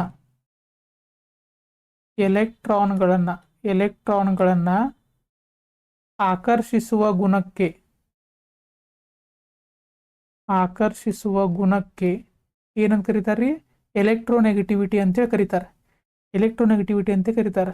ಇದು ಯಾಕೆ ಕಾನ್ಸೆಪ್ಟ್ ಬಂತಪ್ಪ ಅಂತಂದ್ರೆ ಈ 17ನೇ ಗುಂಪಿನ ಧಾತುಗಳು, 17ನೇ ಗುಂಪಿನ ಧಾತುಗಳು ಉದಾಹರಣೆ ಯಾವಪ್ಪ ಅಂತಂದ್ರೆ ನೋಡ್ರಿ 17ನೇ ಗುಂಪಿನ ಧಾತುಗಳು ಫ್ಲೋರಿನ, ಕ್ಲೋರಿನ, ಬ್ರೋಮಿನ, ಅಯೋಡಿನ, ಅಸ್ಟಟೈನ್ ಅಂತ ಬರ್ತಾವೆ. ಇವೆಲ್ಲ 17ನೇ ಗುಂಪಿನ ಧಾತುಗಳು. ಈಗ ನೋಡ್ರಿ ಈಗ ಒಂದು ಫ್ಲೋರಿನ್ ತಗೋರಿ. ಫ್ಲೋರಿನಿಂದ ಅಟಾಮಿಕ್ ನಂಬರ್ ಎಷ್ಟೈತಿ? 9 ಐತಿ. ಎಷ್ಟೈತ್ರಿ? 9 ಐತೆ. ಎಷ್ಟು ಫ್ಲೋರಿನ್ ತೊಗೊಂಡೇವಿ, ಅದ್ರದ್ದು ಅಟಾಮಿಕ್ ನಂಬರ್ ಎಷ್ಟೈತಿ? 9 ಐತಿ. ಅದ್ರದ್ದು ಎಲೆಕ್ಟ್ರಾನಿಕ್ ವಿನ್ಯಾಸ ಹಾಕ್ಬೇಕು. ಎಲೆಕ್ಟ್ರಾನಿಕ್ ವಿನ್ಯಾಸ ಹಾಕ್ಬೇಕಂದ್ರೆ ನಿಮಗೆ ಏನೇನು ಗೊತ್ತಿರಬೇಕು? ಕೆ ಗೊತ್ತಿರಬೇಕು, ಎಲ್, ಎಮ್, ಎನ್ ಗೊತ್ತಿರಬೇಕು. ಕೆ ಒಳಗೆ ಎಷ್ಟು ರೀ? 1ನೇ ಕವಚ ಒಳಗೆ ಎಸ್ ಅನ್ನೋದು ಒಂದೇ ಇರ್ತೈತಿ. ಎಲ್ ಒಳಗೆ ಎಷ್ಟು ಇರ್ತೈತಿ ರೀ? ಎಸ್ ಮತ್ತು ಪಿ ಇರ್ತೈತಿ. ಎಮ್ ಒಳಗೆ ಎಸ್ ಪಿ ಡಿ ಇರ್ತೈತಿ. ಎನ್ ಒಳಗೆ ಎಸ್ ಪಿ ಡಿ ಎಫ್ ಇರ್ತೈತಿ. ಈಗ ಎಸ್ ಒಳಗೆ ಮ್ಯಾಕ್ಸಿಮಮ್ ಎಷ್ಟು ಎಲೆಕ್ಟ್ರಾನ್ಗಳು ಇರಬೇಕು? 2 ಇರಬೇಕು. ಪಿ ಒಳಗೆ ಎಷ್ಟಿರಬೇಕು? 6 ಇರಬೇಕು. ಡಿ ಒಳಗೆ ಎಷ್ಟಿರಬೇಕು? 10 ಇರಬೇಕು. ಎಫ್ ಒಳಗೆ ಎಷ್ಟಿರಬೇಕು 14 ಇರಬೇಕು. ಈಗ ಇದ್ರದ್ದು ಎಲೆಕ್ಟ್ರಾನಿಕ್ ವಿನ್ಯಾಸ ಹಾಕೋನು. 1ನೇ ಕವಚ ತಗೋಣ. 1ನೇ ಕವಚ ಒಳಗೆ ಯಾವ್ದೈತಿ ಎಸ್ ಐತಿ. ಸೊ 1ನೇ ಕವಚ ಒಳಗೆ ಎಸ್ ಐತಿ. ಎಸ್ ಒಳಗೆ ಎಷ್ಟು ಇರ್ಬೇಕು ಮ್ಯಾಕ್ಸಿಮಮ್ 2 ಇರ್ಬೇಕು. ಸೊ 2 ಫುಲ್ ಮಾಡಿಬಿಡೋಣ. ನೆಕ್ಸ್ಟ್ 1ನೇ ಕವಚ ಮುಗಿತಾ 2ನೇ ಕವಚಕ್ಕೆ ಬರೋಣ. ಎಲ್ ಕವಚ ಒಳಗೆ ಎಷ್ಟು ಯಾವ್ಯಾವ ಇರಬೇಕು ಎಸ್ ಮತ್ತು ಪಿ ಇರಬೇಕು. ಈಗ 2ನೇ ಕವಚಕ್ಕೆ ಬಂದು 2ನೇ ಕವಚ ಒಳಗೆ 1ನೇದು ಯಾವ್ದೈತಿ ಎಸ್ ಐತಿ. ಸೊ ಎಸ್ ಒಳಗೆ ಮ್ಯಾಕ್ಸಿಮಮ್ ಎಷ್ಟು ಇರಬೇಕು 2 ಇರಬೇಕು. 2 ಎಷ್ಟು ಅಂತ ಹಾಕಿದ್ದು. ಮತ್ತು 2ನೇ ಕವಚ ಒಳಗೆ ಇನ್ನೊಂದು ಯಾವ್ದೈತಿ ಪಿ ಐತಿ. ಸೊ 2ನೇ ಕವಚ ಒಳಗೆ ಪಿ ಐತಿ. ಪಿ ಒಳಗೆ ಎಷ್ಟು ಇರಬೇಕಾಗಿತ್ತು ಮ್ಯಾಕ್ಸಿಮಮ್ 6 ಇರಬೇಕು. ಇಲ್ಲಿ ನೋಡ್ರಿ ಫ್ಲೋರಿನಿಂದ 9 ಐತಿ. 2 4 ಆತ. 2 4 ಆತ. ಇಲ್ಲಿ ಪಿ ಒಳಗೆ ಎಷ್ಟು ಉಳಿಬೇಕಿನ್ನ 2 4 9 4 ಹೋದ್ರೆ ಎಷ್ಟಾಯ್ತು 5 ಆತ. ಪಿದಾಗ ಎಷ್ಟು ಇರಬೇಕಾಗಿತ್ತು 6 ಇರಬೇಕಾಗಿತ್ತು. ಅಂದ್ರೆ ಪಿಗೆ ಎಷ್ಟು ಕೊರತೆ ಆಯ್ತು ಕೇವಲ 1 ಎಲೆಕ್ಟ್ರಾನ್ ಕೊರತೆ ಆತ. ಕೇವಲ ಏನಪ್ಪಾ ಅಂದ್ರೆ 1 ಎಲೆಕ್ಟ್ರಾನ್ ಕೊರತೆ ಆತ. ಇದರಿಂದ ಏನು ಮಾಡ್ತದಪ್ಪ ಅಂತಂತಂದ್ರೆ ಈ ಫ್ಲೋರಿನ್ ಏನು ಮಾಡತ್ತಂದ್ರೆ ಸುತ್ತಲಿರುವಂಥ ಎಲಿಮೆಂಟಿನ ಎಲೆಕ್ಟ್ರಾನ್ಗಳನ್ನು ಆಕರ್ಷಣೆ ಮಾಡ್ಕೋತೈತಿ. ಯಾಕೆ ಆಕರ್ಷಣೆ ಮಾಡ್ಕೋತೈತ್ರಿ ಪಿ ಒಳಗೆ ಎಷ್ಟು ಇರಬೇಕಾಗಿತ್ತು 6 ಇರಬೇಕಾಗಿತ್ತು. 5 ಇದಾವೆ. 6 ಇತ್ತಂತಂದ್ರೆ ಅದು ಏನಾಕಿತ್ತು ಸ್ಟೇಬಲ್ ಆಗಿ ಬಿಡ್ತೈತೆ. ಅದು 6 ಇತ್ತಂದ್ರೆ ಏನಾಕಿತ್ರಿ ಸ್ಟೇಬಲ್ ಆಕಿತ್ತು. ಯಾವುದೇ ರಿಯಾಕ್ಟಿವ್ ಹಾಕಿರ್ಕಿಲ್ಲ. ಇಲ್ಲಿ 5 ಇರೋದ್ರಿಂದ ಒಂದು ಕೊರತೆ ಉಂಟಾಗ್ತದೆ. ಒಂದು ಕೊರತೆ ಉಂಟಾಗೋದ್ರಿಂದ ಏನು ಮಾಡ್ತದಪ್ಪ ಅಂದ್ರೆ ಇದ ಬಾಜು ಯಾವ ಬೇಕಾದ ಎಲೆಕ್ಟ್ರಾನ್ಗಳನ್ನು ಬಂದರೂ ಏನು ಮಾಡ್ತದಪ್ಪ ಅಂದ್ರೆ ಬೇಗನೆ ಆಕರ್ಷಣೆ ಮಾಡ್ಕೊಂಡ್ಬಿಡ್ತೈತ್ರಿ. ಯಾಕೆ ಸ್ಟೇಬಲ್ ಆಗ್ಬೇಕಂತ ಹೇಳಿ. ಅದಕ್ಕೆ ಏನಂತಾರೆ ಇದಕ್ಕೆ ಎಲೆಕ್ಟ್ರಾನನ್ನು ಆಕರ್ಷಣೆ ಮಾಡ್ತೈತಿ. ಅದಕ್ಕೆ ಇದ್ರ ಗುಣ ಏನೈತ್ರಿ ಎಲೆಕ್ಟ್ರೋನೆಗೆಟಿವಿಟಿ ಐತಿ. ಆದ್ದರಿಂದ ಈ 17ನೇ ಗುಂಪಿನ ಧಾತು ಒಳಗೆ ಈಗ ನೋಡ್ರಿ 1 ಎಲೆಕ್ಟ್ರಾನ್ ಕೊರತೆ ಆತ. ಇದಕ್ಕೆ ಏನಂತ ಕರೀತಾರು ವೆಲೆನ್ಸ್ ಎಲೆಕ್ಟ್ರಾನ್ ಅಂತ ಹೇಳಿದ್ನಿ ನಮಗೆ. ಯಾಕಂದ್ರೆ ಎಷ್ಟು ಒಂದು ಸ್ಟೇಬಲ್ ಆಗ್ಬೇಕಂತಂದ್ರೆ ಎಲಿಮೆಂಟ ಅದಕ್ಕೆ ಎಷ್ಟು ಕೊರತೆ ಉಂಟಾಕವಲ್ರಿ. ಹೊರ ಕವಚದಲ್ಲಿ ಎಷ್ಟು ಉಳಿತಾವಲ್ಲ ಅದಕ್ಕೆ ಏನಂತ ಕರೀತಾರು ವೆಲೆನ್ಸ್ ಎಲೆಕ್ಟ್ರಾನ್ ಅಂತ ಕರೀತಾರೆ ಅಂತ ಹೇಳಿದ್ನಿ. ಇದಕ್ಕೆ ಎಷ್ಟು ಕೊರತೆ ಐತಿ ವೆಲೆನ್ಸಿ 1 ಐತಿ. ಸೊ ವೆಲೆನ್ಸಿ ಏನೈತ್ರಿ 1 ಐತಿ. ಕೇವಲ ಒಂದೇ ಐತಿ. ಅದಕ್ಕಾಗಿ ಇದು ಏನು ಮಾಡ್ತೈತಿ ಯಾವ್ದು ಬೇಕಾದ್ರೆ 1 ಸಿಕ್ತಿಪ್ಪ ಅಂತಂದ್ರೆ ಬಡಕ್ನ ಜಕ್ಕೊಂಡ್ಬಿಡಕ್ಕೆ ಟ್ರೈ ಮಾಡತ್ರಿ ಇದು. ಅದಕ್ಕೆ ಇದ್ರ ಆಕರ್ಷಣೆ ಮಾಡುವಂಥ ಗುಣ ಇರೋದಕ್ಕೆ ಏನು ಕರೀತಾರೋ ಎಲೆಕ್ಟ್ರೋನೆಗೆಟಿವಿಟಿ ಅಂತ ಕರೀತಾರೆ. ಈ 17ನೇ ಗುಂಪಿನ ಧಾತುಗಳೊಳಗೆ ಎಲ್ಲವೂ ಏನಿರ್ತಪ್ಪ ಅಂದ್ರೆ ವೆಲೆನ್ಸಿ ಎಲೆಕ್ಟ್ರಾನ್ ಒಂದೇ ಇರ್ತೈತಿ. ಅದಕ್ಕೆ ಈ ಗುಂಪಿನ ಧಾತುಗಳು ಬೇಗನೆ ಆಕರ್ಷಣೆ ಮಾಡ್ಕೊಂಡ್ಬಿಡ್ತಾವ ಒಂದು ಎಲೆಕ್ಟ್ರಾನ್ಗಳನ್ನ ಎಲ್ಲಾರ ಐತಪ್ಪ ಅಂತಂದ್ರೆ. ಅದಕ್ಕೆ ಈ ಗುಂಪಿನ ಧಾತುಗಳಿಗೆ ಎಲೆಕ್ಟ್ರೋನೆಗೆಟಿವಿಟಿ ಜಾಸ್ತಿ ಇರ್ತೈತಿ. ಇದನ್ನ ಕಾನ್ಸೆಪ್ಟ್ ನೋಡ್ರಿ, ಎಲೆಕ್ಟ್ರೋನೆಗೆಟಿವಿಟಿ ಜಾಸ್ತಿ ಇರ್ತೈತಿ. ಎಲೆಕ್ಟ್ರೋನೆಗೆಟಿವಿಟಿ ಅಂತಂದ್ರೆ ಏನ ಎಲೆಕ್ಟ್ರಾನ್ಗಳನ್ನ ಆಕರ್ಷಣೆ ಮಾಡುವಂಥ ಗುಣ. ಈ 17ನೇ ಗುಂಪಿನ ಧಾತುಗಳಿಗೆ ಅತಿ ಹೆಚ್ಚು ಎಲೆಕ್ಟ್ರೋನೆಗೆಟಿವಿಟಿ ಐತಂತ ಯಾಕಪ್ಪ ಅಂತಂದ್ರೆ 17ನೇ ಗುಂಪಿನ ಧಾತು ಒಳಗೆ ವೆಲೆನ್ಸಿ ಎಲೆಕ್ಟ್ರಾನ್ಗಳು ಅಂದ್ರೆ ಜೋಡಿಯಾಗದೇ ಇರುವಂಥದ್ದು ಅಥವಾ ಹೊರ ಕವಚದಲ್ಲಿರುವಂತಹ ಎಲೆಕ್ಟ್ರಾನ್ಗಳು ಸ್ಟೇಬಲ್ ಆಗೋಕೆ ಕೊರತೆ ಉಂಟಾಗುವಂಥ ಎಲೆಕ್ಟ್ರಾನ್ಗಳು ಸಂಖ್ಯೆ ಏನಿರ್ತೈತಿ 1 ಇರ್ತೈತಿ. ಕೇವಲ 1 ಇರೋದ್ರಿಂದ ಅದೇನು ಮಾಡ್ತೈತಿ ಎಲ್ಲಿ ಬೇಕಾದ್ರೆ ಹುಡುಕಾತಿರ್ತದೆ 1 ಎಲ್ಲಿರುತ್ತಪ್ಪ ಅಂತೇಳಿ ಅದನ್ನು ಆಕರ್ಷಣೆ ಮಾಡ್ಕೊಂಡ್ಬಿಡ್ತೈತಿ. ಅದಕ್ಕೆ ಅದ್ರ ಆಕರ್ಷಣೆ ಗುಣ ಜಾಸ್ತಿ ಐತಿ. ಅದಕ್ಕೆ ಏನು ಮಾಡ್ತಪ್ಪ ಅಂದ್ರೆ ಎಲೆಕ್ಟ್ರೋನೆಗೆಟಿವಿಟಿ ಜಾಸ್ತಿ ಐತಿ. ಈ 17ನೇ ಗುಂಪಿನ ಧಾತು ಒಳಗೆ ಅತಿ ಹೆಚ್ಚು ಎಲೆಕ್ಟ್ರೋನೆಗೆಟಿವಿಟಿ ಹೊಂದಿರುವಂಥ ಧಾತು ಯಾವುದಪ್ಪ ಅಂದ್ರೆ ಫ್ಲೋರಿನ್. ಯಾವ್ದ್ರಿ ಫ್ಲೋರಿನ್ ಎಲಿಮೆಂಟ್ ಏನಪ್ಪ ಅಂದ್ರೆ ಅತಿ ಹೆಚ್ಚು ಎಲೆಕ್ಟ್ರೋನೆಗೆಟಿವಿಟಿ ಐತಿ. ಇವುಗಳ ಒಳಗನ ಅತಿ ಹೆಚ್ಚು ಆಕರ್ಷಣೆ ಮಾಡುವಂಥ ಗುಣ ಯಾವ್ದಕ್ಕೈತ್ರಿ ಫ್ಲೋರಿನ್. ಇದನ್ನ ಎಕ್ಸಾಮ್ದಾಗ ಭಾಳ ಸಲ ಕೇಳಿದಾರೆ. ಅತಿ ಹೆಚ್ಚು ಎಲೆಕ್ಟ್ರೋನೆಗೆಟಿವಿಟಿ ಹೊಂದಿರುವಂಥ ಮೂಲ ವಸ್ತು ಯಾವುದು ಅಂತ ಕೇಳಿದ್ದಾರೆ. ಯಾವುದಪ್ಪ ಅಂತಂದ್ರೆ ಫ್ಲೋರಿನ್. ಆಮೇಲೆ ನೋಡಿ ಎಲೆಕ್ಟ್ರೋನೆಗೆಟಿವಿಟಿ ಅಂದ್ರೆ ಗೊತ್ತಾತ. ಆಮೇಲೆ ನೆಕ್ಸ್ಟ್ ಏನಪ್ಪ ಅಂತಂದ್ರೆ ಈ ಫ್ಲೋರಿನ್ ಅನ್ನ ಎಲ್ಲೆಲ್ಲಿ ಯೂಸ್ ಮಾಡ್ತಾರೋ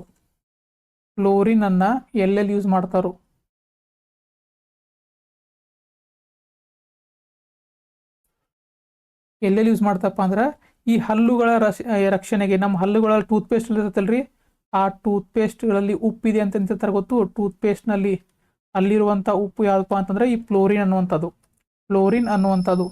ಆಮೇಲೆ ಏನಪ್ಪಾ ಅಂತಂತಂದ್ರೆ ಅಕಸ್ಮಾತ್ ನೀರಿನಲ್ಲಿ ಈ ಫ್ಲೋರಿನ್ ಅಂಶ ಜಾಸ್ತಿ ಇತ್ತು ಅಂತ ಹೇಳ್ತಿಕೋರಿ. ಫ್ಲೋರಿನ್ ಅಂಶ ಜಾಸ್ತಿ ಇತ್ತಂದ್ರೆ ಹಲ್ಲುಗಳು ಏನಕ್ಕಾವ್ರಿ ಕಂದ್ ಕಲರ್ ಹಾಕ ನೋಡ್ರಿ. ಹಲ್ಲುಗಳು ಏನಕ್ಕಪ್ಪ ಅಂದ್ರೆ ಕಂದ್ ಕಲರ್ ಬರ್ತಾವ ನೋಡ್ರಿ. ಅಂದ್ರೆ ನೀರಿನಲ್ಲಿ ಫ್ಲೋರಿನ್ ಅಂಶ ಜಾಸ್ತಿ ಇರಬಾರ್ದು, ನೆನಪಿಟ್ಕೋರಿ. ಹಲ್ಲುಗಳ ರಕ್ಷಣೆ ಟೂತ್ಪೇಸ್ಟ್ನಲ್ಲಿ ಫ್ಲೋರಿನ್ ಅಂಶ ಇರ್ತೈತಿ. ಎಷ್ಟು ಬೇಕಲ್ಲ ಅಷ್ಟ ಬೇಕಾ. ಅದ್ರ ಪ್ರಮಾಣ ಅಕಸ್ಮಾತ್ ನೀರಿನಲ್ಲಿ ಜಾಸ್ತಿ ಇತ್ತು ಅಂತ ಹೇಳ್ತಿಕೋರಿ ನಮ್ಮ ಹಲ್ಲುಗಳಿಗೆ ಆಕಾರ ಅದ್ರ ಕಲರ್ಗಳು ಬೇರೆ ಹಾಕಿರ್ತಾವ ನೋಡ್ರಿ. ಆ ಕಂದ್ ಕಲರ್ ಬರ್ತಿರ್ತೈತಿ. ಅದಕ್ಕೆ ಕಾರಣ ಏನಪ್ಪಾ ಅಂದ್ರೆ ನೀರಿನಲ್ಲಿರುವಂಥ ಫ್ಲೋರಿನ್ ಅಂಶ. ಮತ್ತು ಇನ್ನೊಂದು ಏನಪ್ಪಾ ಅಂದ್ರೆ ಅತಿ ಹೆಚ್ಚು ಎಲೆಕ್ಟ್ರೋನೆಗೆಟಿವಿಟಿ ಹೊಂದಿರುವಂಥದ್ದು ಯಾವ್ದ್ರಿ ಫ್ಲೋರಿನ್. ನೆಕ್ಸ್ಟ್ ಯಾವ್ದು ಬರತ್ತಪ್ಪ ಅಂದ್ರೆ ಕ್ಲೋರಿನ್ ಬರ್ತೈತಿ. ಇದನ್ನ ಎಲ್ಲಿ ಬಳಕೆ ಮಾಡ್ತಾರಪ್ಪ ಅಂದ್ರೆ ನೀರನ್ನು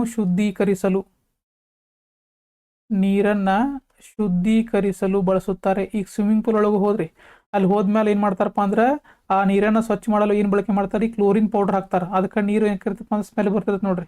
ಅಲ್ಲಿ ಬಳಕೆ ಮಾಡುವಂಥದ್ದು ಯಾವ್ದು ರೀ? ಕ್ಲೋರಿನ್ ಅನ್ನುವಂಥದ್ದು. ಯಾಕಪ್ಪ ಅಂತಂದ್ರೆ ಇದ್ರದ್ದು ಎಲೆಕ್ಟ್ರೋನೆಗೆಟಿವಿಟಿ ಜಾಸ್ತಿ ಇರುತ್ತೆ, ಆಕರ್ಷಣೆ ಮಾಡುವಂಥ ಗುಣ ಇರ್ತಾವ್ರಿ. ಇವುಗಳು ಏನು ಮಾಡ್ತಾವಪ್ಪ ಅಂದ್ರೆ ಸುತ್ತಮುತ್ತಿರುವಂಥ ಎಲ್ಲ ಹೊಲಸನ್ನು ತನ್ನಡೆಗೆ ಎಳ್ಕೊಂಡ್ಬಿಡ್ತಾವೆ ಕ್ಲೋರಿನ್ ಇವೆಲ್ಲ. ಅದಕ್ಕೆ ಏನು ಮಾಡ್ತಾರೆ, ಇದಕ್ಕೆ ನೀರಿನ ಶುದ್ಧೀಕರಣದಲ್ಲಿ ಕ್ಲೋರಿನನ್ನು ಬಳಕೆ ಮಾಡ್ತಾರೆ. ನೆಕ್ಸ್ಟ್ ಯಾವ್ದಪ್ಪ ಅಂತಂದ್ರೆ ಬ್ರೋಮಿನ್. ನೆಕ್ಸ್ಟ್ ಯಾವ್ದ್ರಿ? ಬ್ರೋಮಿನ್. ಈ ಬ್ರೋಮಿನ್ ಅನ್ನ ಏನು ಮಾಡ್ತಾರ್ರಿ, ಎಲ್ಲಿ ಬಳಕೆ ಮಾಡ್ತಾರಪ್ಪ ಅಂದ್ರೆ ಈ ಫೋಟೋಗ್ರಾಫಿ ಒಳಗೆ. ಫೋಟೋಗ್ರಾಫಿ ಒಳಗೆ ಈ ಫೋಟೋವನ್ನು ಸ್ವಚ್ಛ ಮಾಡ್ತಾರೆ ಗೊತ್ತ್ರಿ, ಫಿಲ್ಮನ್ನು. ಆ ಫೋಟೋ ತೆಗೆದ್ಮೇಲೆ ಅದನ್ನೇನು ಇದು ಮಾಡ್ಬೇಕಂತೇಳಿ ಫಿಲ್ಮ್ ಸ್ವಚ್ಛ ಮಾಡ್ತಿರ್ತಾರಲ್ಲ, ಆ ಲಿಕ್ವಿಡ್ ಎದರಿಂದ ಮಾಡಿರ್ತಾರಪ್ಪ ಅಂತಂತಂದ್ರೆ ಸಿಲ್ವರ್ ಬ್ರೋಮೈಡ್ದಿಂದ. ಇದನ್ನು ಎಕ್ಸಾಮ್ದಾಗ ಭಾಳ ಸಲ ಕೇಳಿದಾರೆ. ಸಿಲ್ವರ್ ಬ್ರೋಮೈಡ್ ಅಥವಾ AgBr ಅಂತ ಕರೀತಾರೆ. Ag ಅಂತಂದ್ರೆ ಸಿಲ್ವರ್, Br ಅಂತಂದ್ರೆ ಬ್ರೋಮೈಡ. ಸಿಲ್ವರ್ ಬ್ರೋಮೈಡನ್ನ ಬಳಸ್ತಾರೆ. ಈ ಏನು ತೊಳಿತಾರೆ ಅಂತಾರೆ ಗೊತ್ತ್ರಿ, ಅದು ಫೋಟೋ ತೊಳೆದು ಕೊಡಂತಾರಲ್ಲ, ತೊಳೆಯುವಂಥ ಈ ಲಿಕ್ವಿಡ್ ಯಾವುದಪ್ಪ ಅಂದ್ರೆ ಸಿಲ್ವರ್ ಬ್ರೋಮೈಡ್. ಸ್ವಲ್ಪ ಬಳಸುವಂಥ ಅಂಶ ಯಾವ್ದ್ರಿ? ಬ್ರೋಮಿನ್ ಅನ್ನುವಂತಹ ಅಂಶ. ನೆಕ್ಸ್ಟ್ ಯಾವುದಪ್ಪ ಅಂತಂದ್ರೆ ಅಯೋಡಿನ್. ಅಯೋಡಿನ್ ಅಯೋಡಿನ್ ಇವುಗಳೇನಪ್ಪ ಅಂದ್ರೆ ಥೈರಾಯ್ಡ್ ಗ್ರಂಥಿಗಳು ಕಾರ್ಯನಿರ್ವಹಣೆಗೆ ಮುಖ್ಯವಾಗಿ ಬೇಕಾಗಿರತ್ರಿ. ಥೈರಾಯ್ಡ್ ಗ್ರಂಥಿಯ ಕಾರ್ಯನಿರ್ವಹಣೆಗೆ ಅತಿ ಪ್ರಮುಖವಾದ ಅಂಶ ಯಾವ್ದ್ರಿ? ಅಯೋಡಿನ್. ಈ ಅಯೋಡಿನ್ ಅಕಸ್ಮಾತ್ ಕೊರತೆ ಉಂಟಾತಪ್ಪ ಅಂತಂದ್ರೆ ಯಾವ್ದು ಬರ್ತೈತ್ರಿ? ಗೈಟರ್ ಅನ್ನುವಂತಹ ರೋಗ ಬರುತ್ತದೆ. ಗೈಟರ್ ಎಕ್ಸಾಮ್ದಾಗ ಏನು ಮಾಡ್ತಾರಪ್ಪ ಅಂತಂದ್ರೆ ಈ ಗೈಟರ್ ಅಂತ ಹೇಳಿ ಕೊಟ್ಟಿರ್ತಾರೆ ನೋಡ್ರಿ. ಯಾವಾಗಿದ್ರು ಅಯೋಡಿನ್ ಕೊರತೆಯಿಂದ ಬರುವಂಥದ್ದು ಯಾವ್ದ್ರಿ? ಗೈಟರ್ ಅನ್ನುವಂತಹ ಕಾಯಿಲೆ ಬರ್ತೈತಿ. ಈ ಗಂಟಲಿನ ಭಾಗದಲ್ಲಿ ಏನಕ್ಕಪ್ಪ ಅಂದ್ರೆ ಥೈರಾಯ್ಡ್ ಗ್ರಂಥಿ ಉಬ್ಬಾಕ್ ಸ್ಟಾರ್ಟ್ ಆಗುತ್ತೆ. ಇವೆಲ್ಲ ಏನಪ್ಪಾ ಅಂತಂದ್ರೆ 17ನೇ ಗುಂಪಿನ ಧಾತುಗಳು ಇವು. 17ನೇ ಗುಂಪಿನ ಧಾತುಗಳು. ಈಗ ಯಾವ್ಯಾವ ನೋಡಿದಪ್ಪ ಅಂದ್ರೆ ಇಂಪಾರ್ಟೆಂಟ್ ಇದ್ದಿದ್ದು, ಇದ್ರೊಳಗೆ 14ನೇ ಗುಂಪಿನಿಂದ ಸ್ಟಾರ್ಟ್ ಆಗುತ್ತೆ, ಕಾರ್ಬನ್ದಿಂದ ಸ್ಟಾರ್ಟ್ ಆಗುತ್ತೆ. 15ನೇ ಗುಂಪು ಯಾವುದರಿಂದ ಸ್ಟಾರ್ಟ್ ಆಗುತ್ತೆ ಅಂತ ಕೇಳ್ತಾರೆ? ನೈಟ್ರೋಜನ್. 16ನೇ ಗುಂಪಿಯೊಳಗೆ ಏನು ಕರೀತಾರೆ? ಚಾಲ್ಕೋಜನ್ ಅಂತ ಕರೀತಾರೆ. ಚಾಲ್ಕೋ ಅಂದ್ರೆ ಏನ, ಜನ್ ಅಂದ್ರೆ ಏನ, ಇವನ್ನೆಲ್ಲ ಡಿಸ್ಕಸ್ ಮಾಡಿದ್ವು. ಇವುಗಳಿಗೆ ಏನೇನು ಕರೀತಾರು? ಹ್ಯಾಲೋಜನ್ ಅಂದ್ರೆ ಏನಂತ ಕರೀತಾರೆ? ಹ್ಯಾಲೋ ಅಂತಂತಂದ್ರೆ ಏನ್ರಿ? ಉಪ್ಪಿನ ಅಂಶ. ಇವೆಲ್ಲ ನೋಡ್ರಿ, ಸೋಡಿಯಂ ಕ್ಲೋರೈಡ್ ಆಗಿರ್ಬೋದು, ಕ್ಲೋರಿನ್ ಆಗಿರ್ಬೋದು, ಇವೆಲ್ಲ ಏನಪ್ಪ ಅಂದ್ರೆ ಉಪ್ಪಿರುವಂಥ ಅಂಶಗಳು. ಹ್ಯಾಲೋ ಅಂತಂದ್ರೆ ಏನ? ಉಪ್ಪಿನ ಅಂಶಗಳು. ಈಗ ಬರೋದು ಇಂಪಾರ್ಟೆಂಟ್ ಯಾವ್ದಪ್ಪ ಅಂದ್ರೆ 18ನೇ ಗುಂಪಿನ ಧಾತುಗಳು. ಯಾವ್ದಪ್ಪ ಅಂದ್ರೆ ವೆರಿ ಇಂಪಾರ್ಟೆಂಟ್, 18ನೇ ಗುಂಪಿನ ಧಾತುಗಳು. ಇವುಗಳ ಬಗ್ಗೆ ಡಿಸ್ಕಸ್ ಮಾಡೋಣ. ಇವುಗಳನ್ನ ಏನಂತ ಕರೀತಾರಪ್ಪ ಅಂತಂದ್ರೆ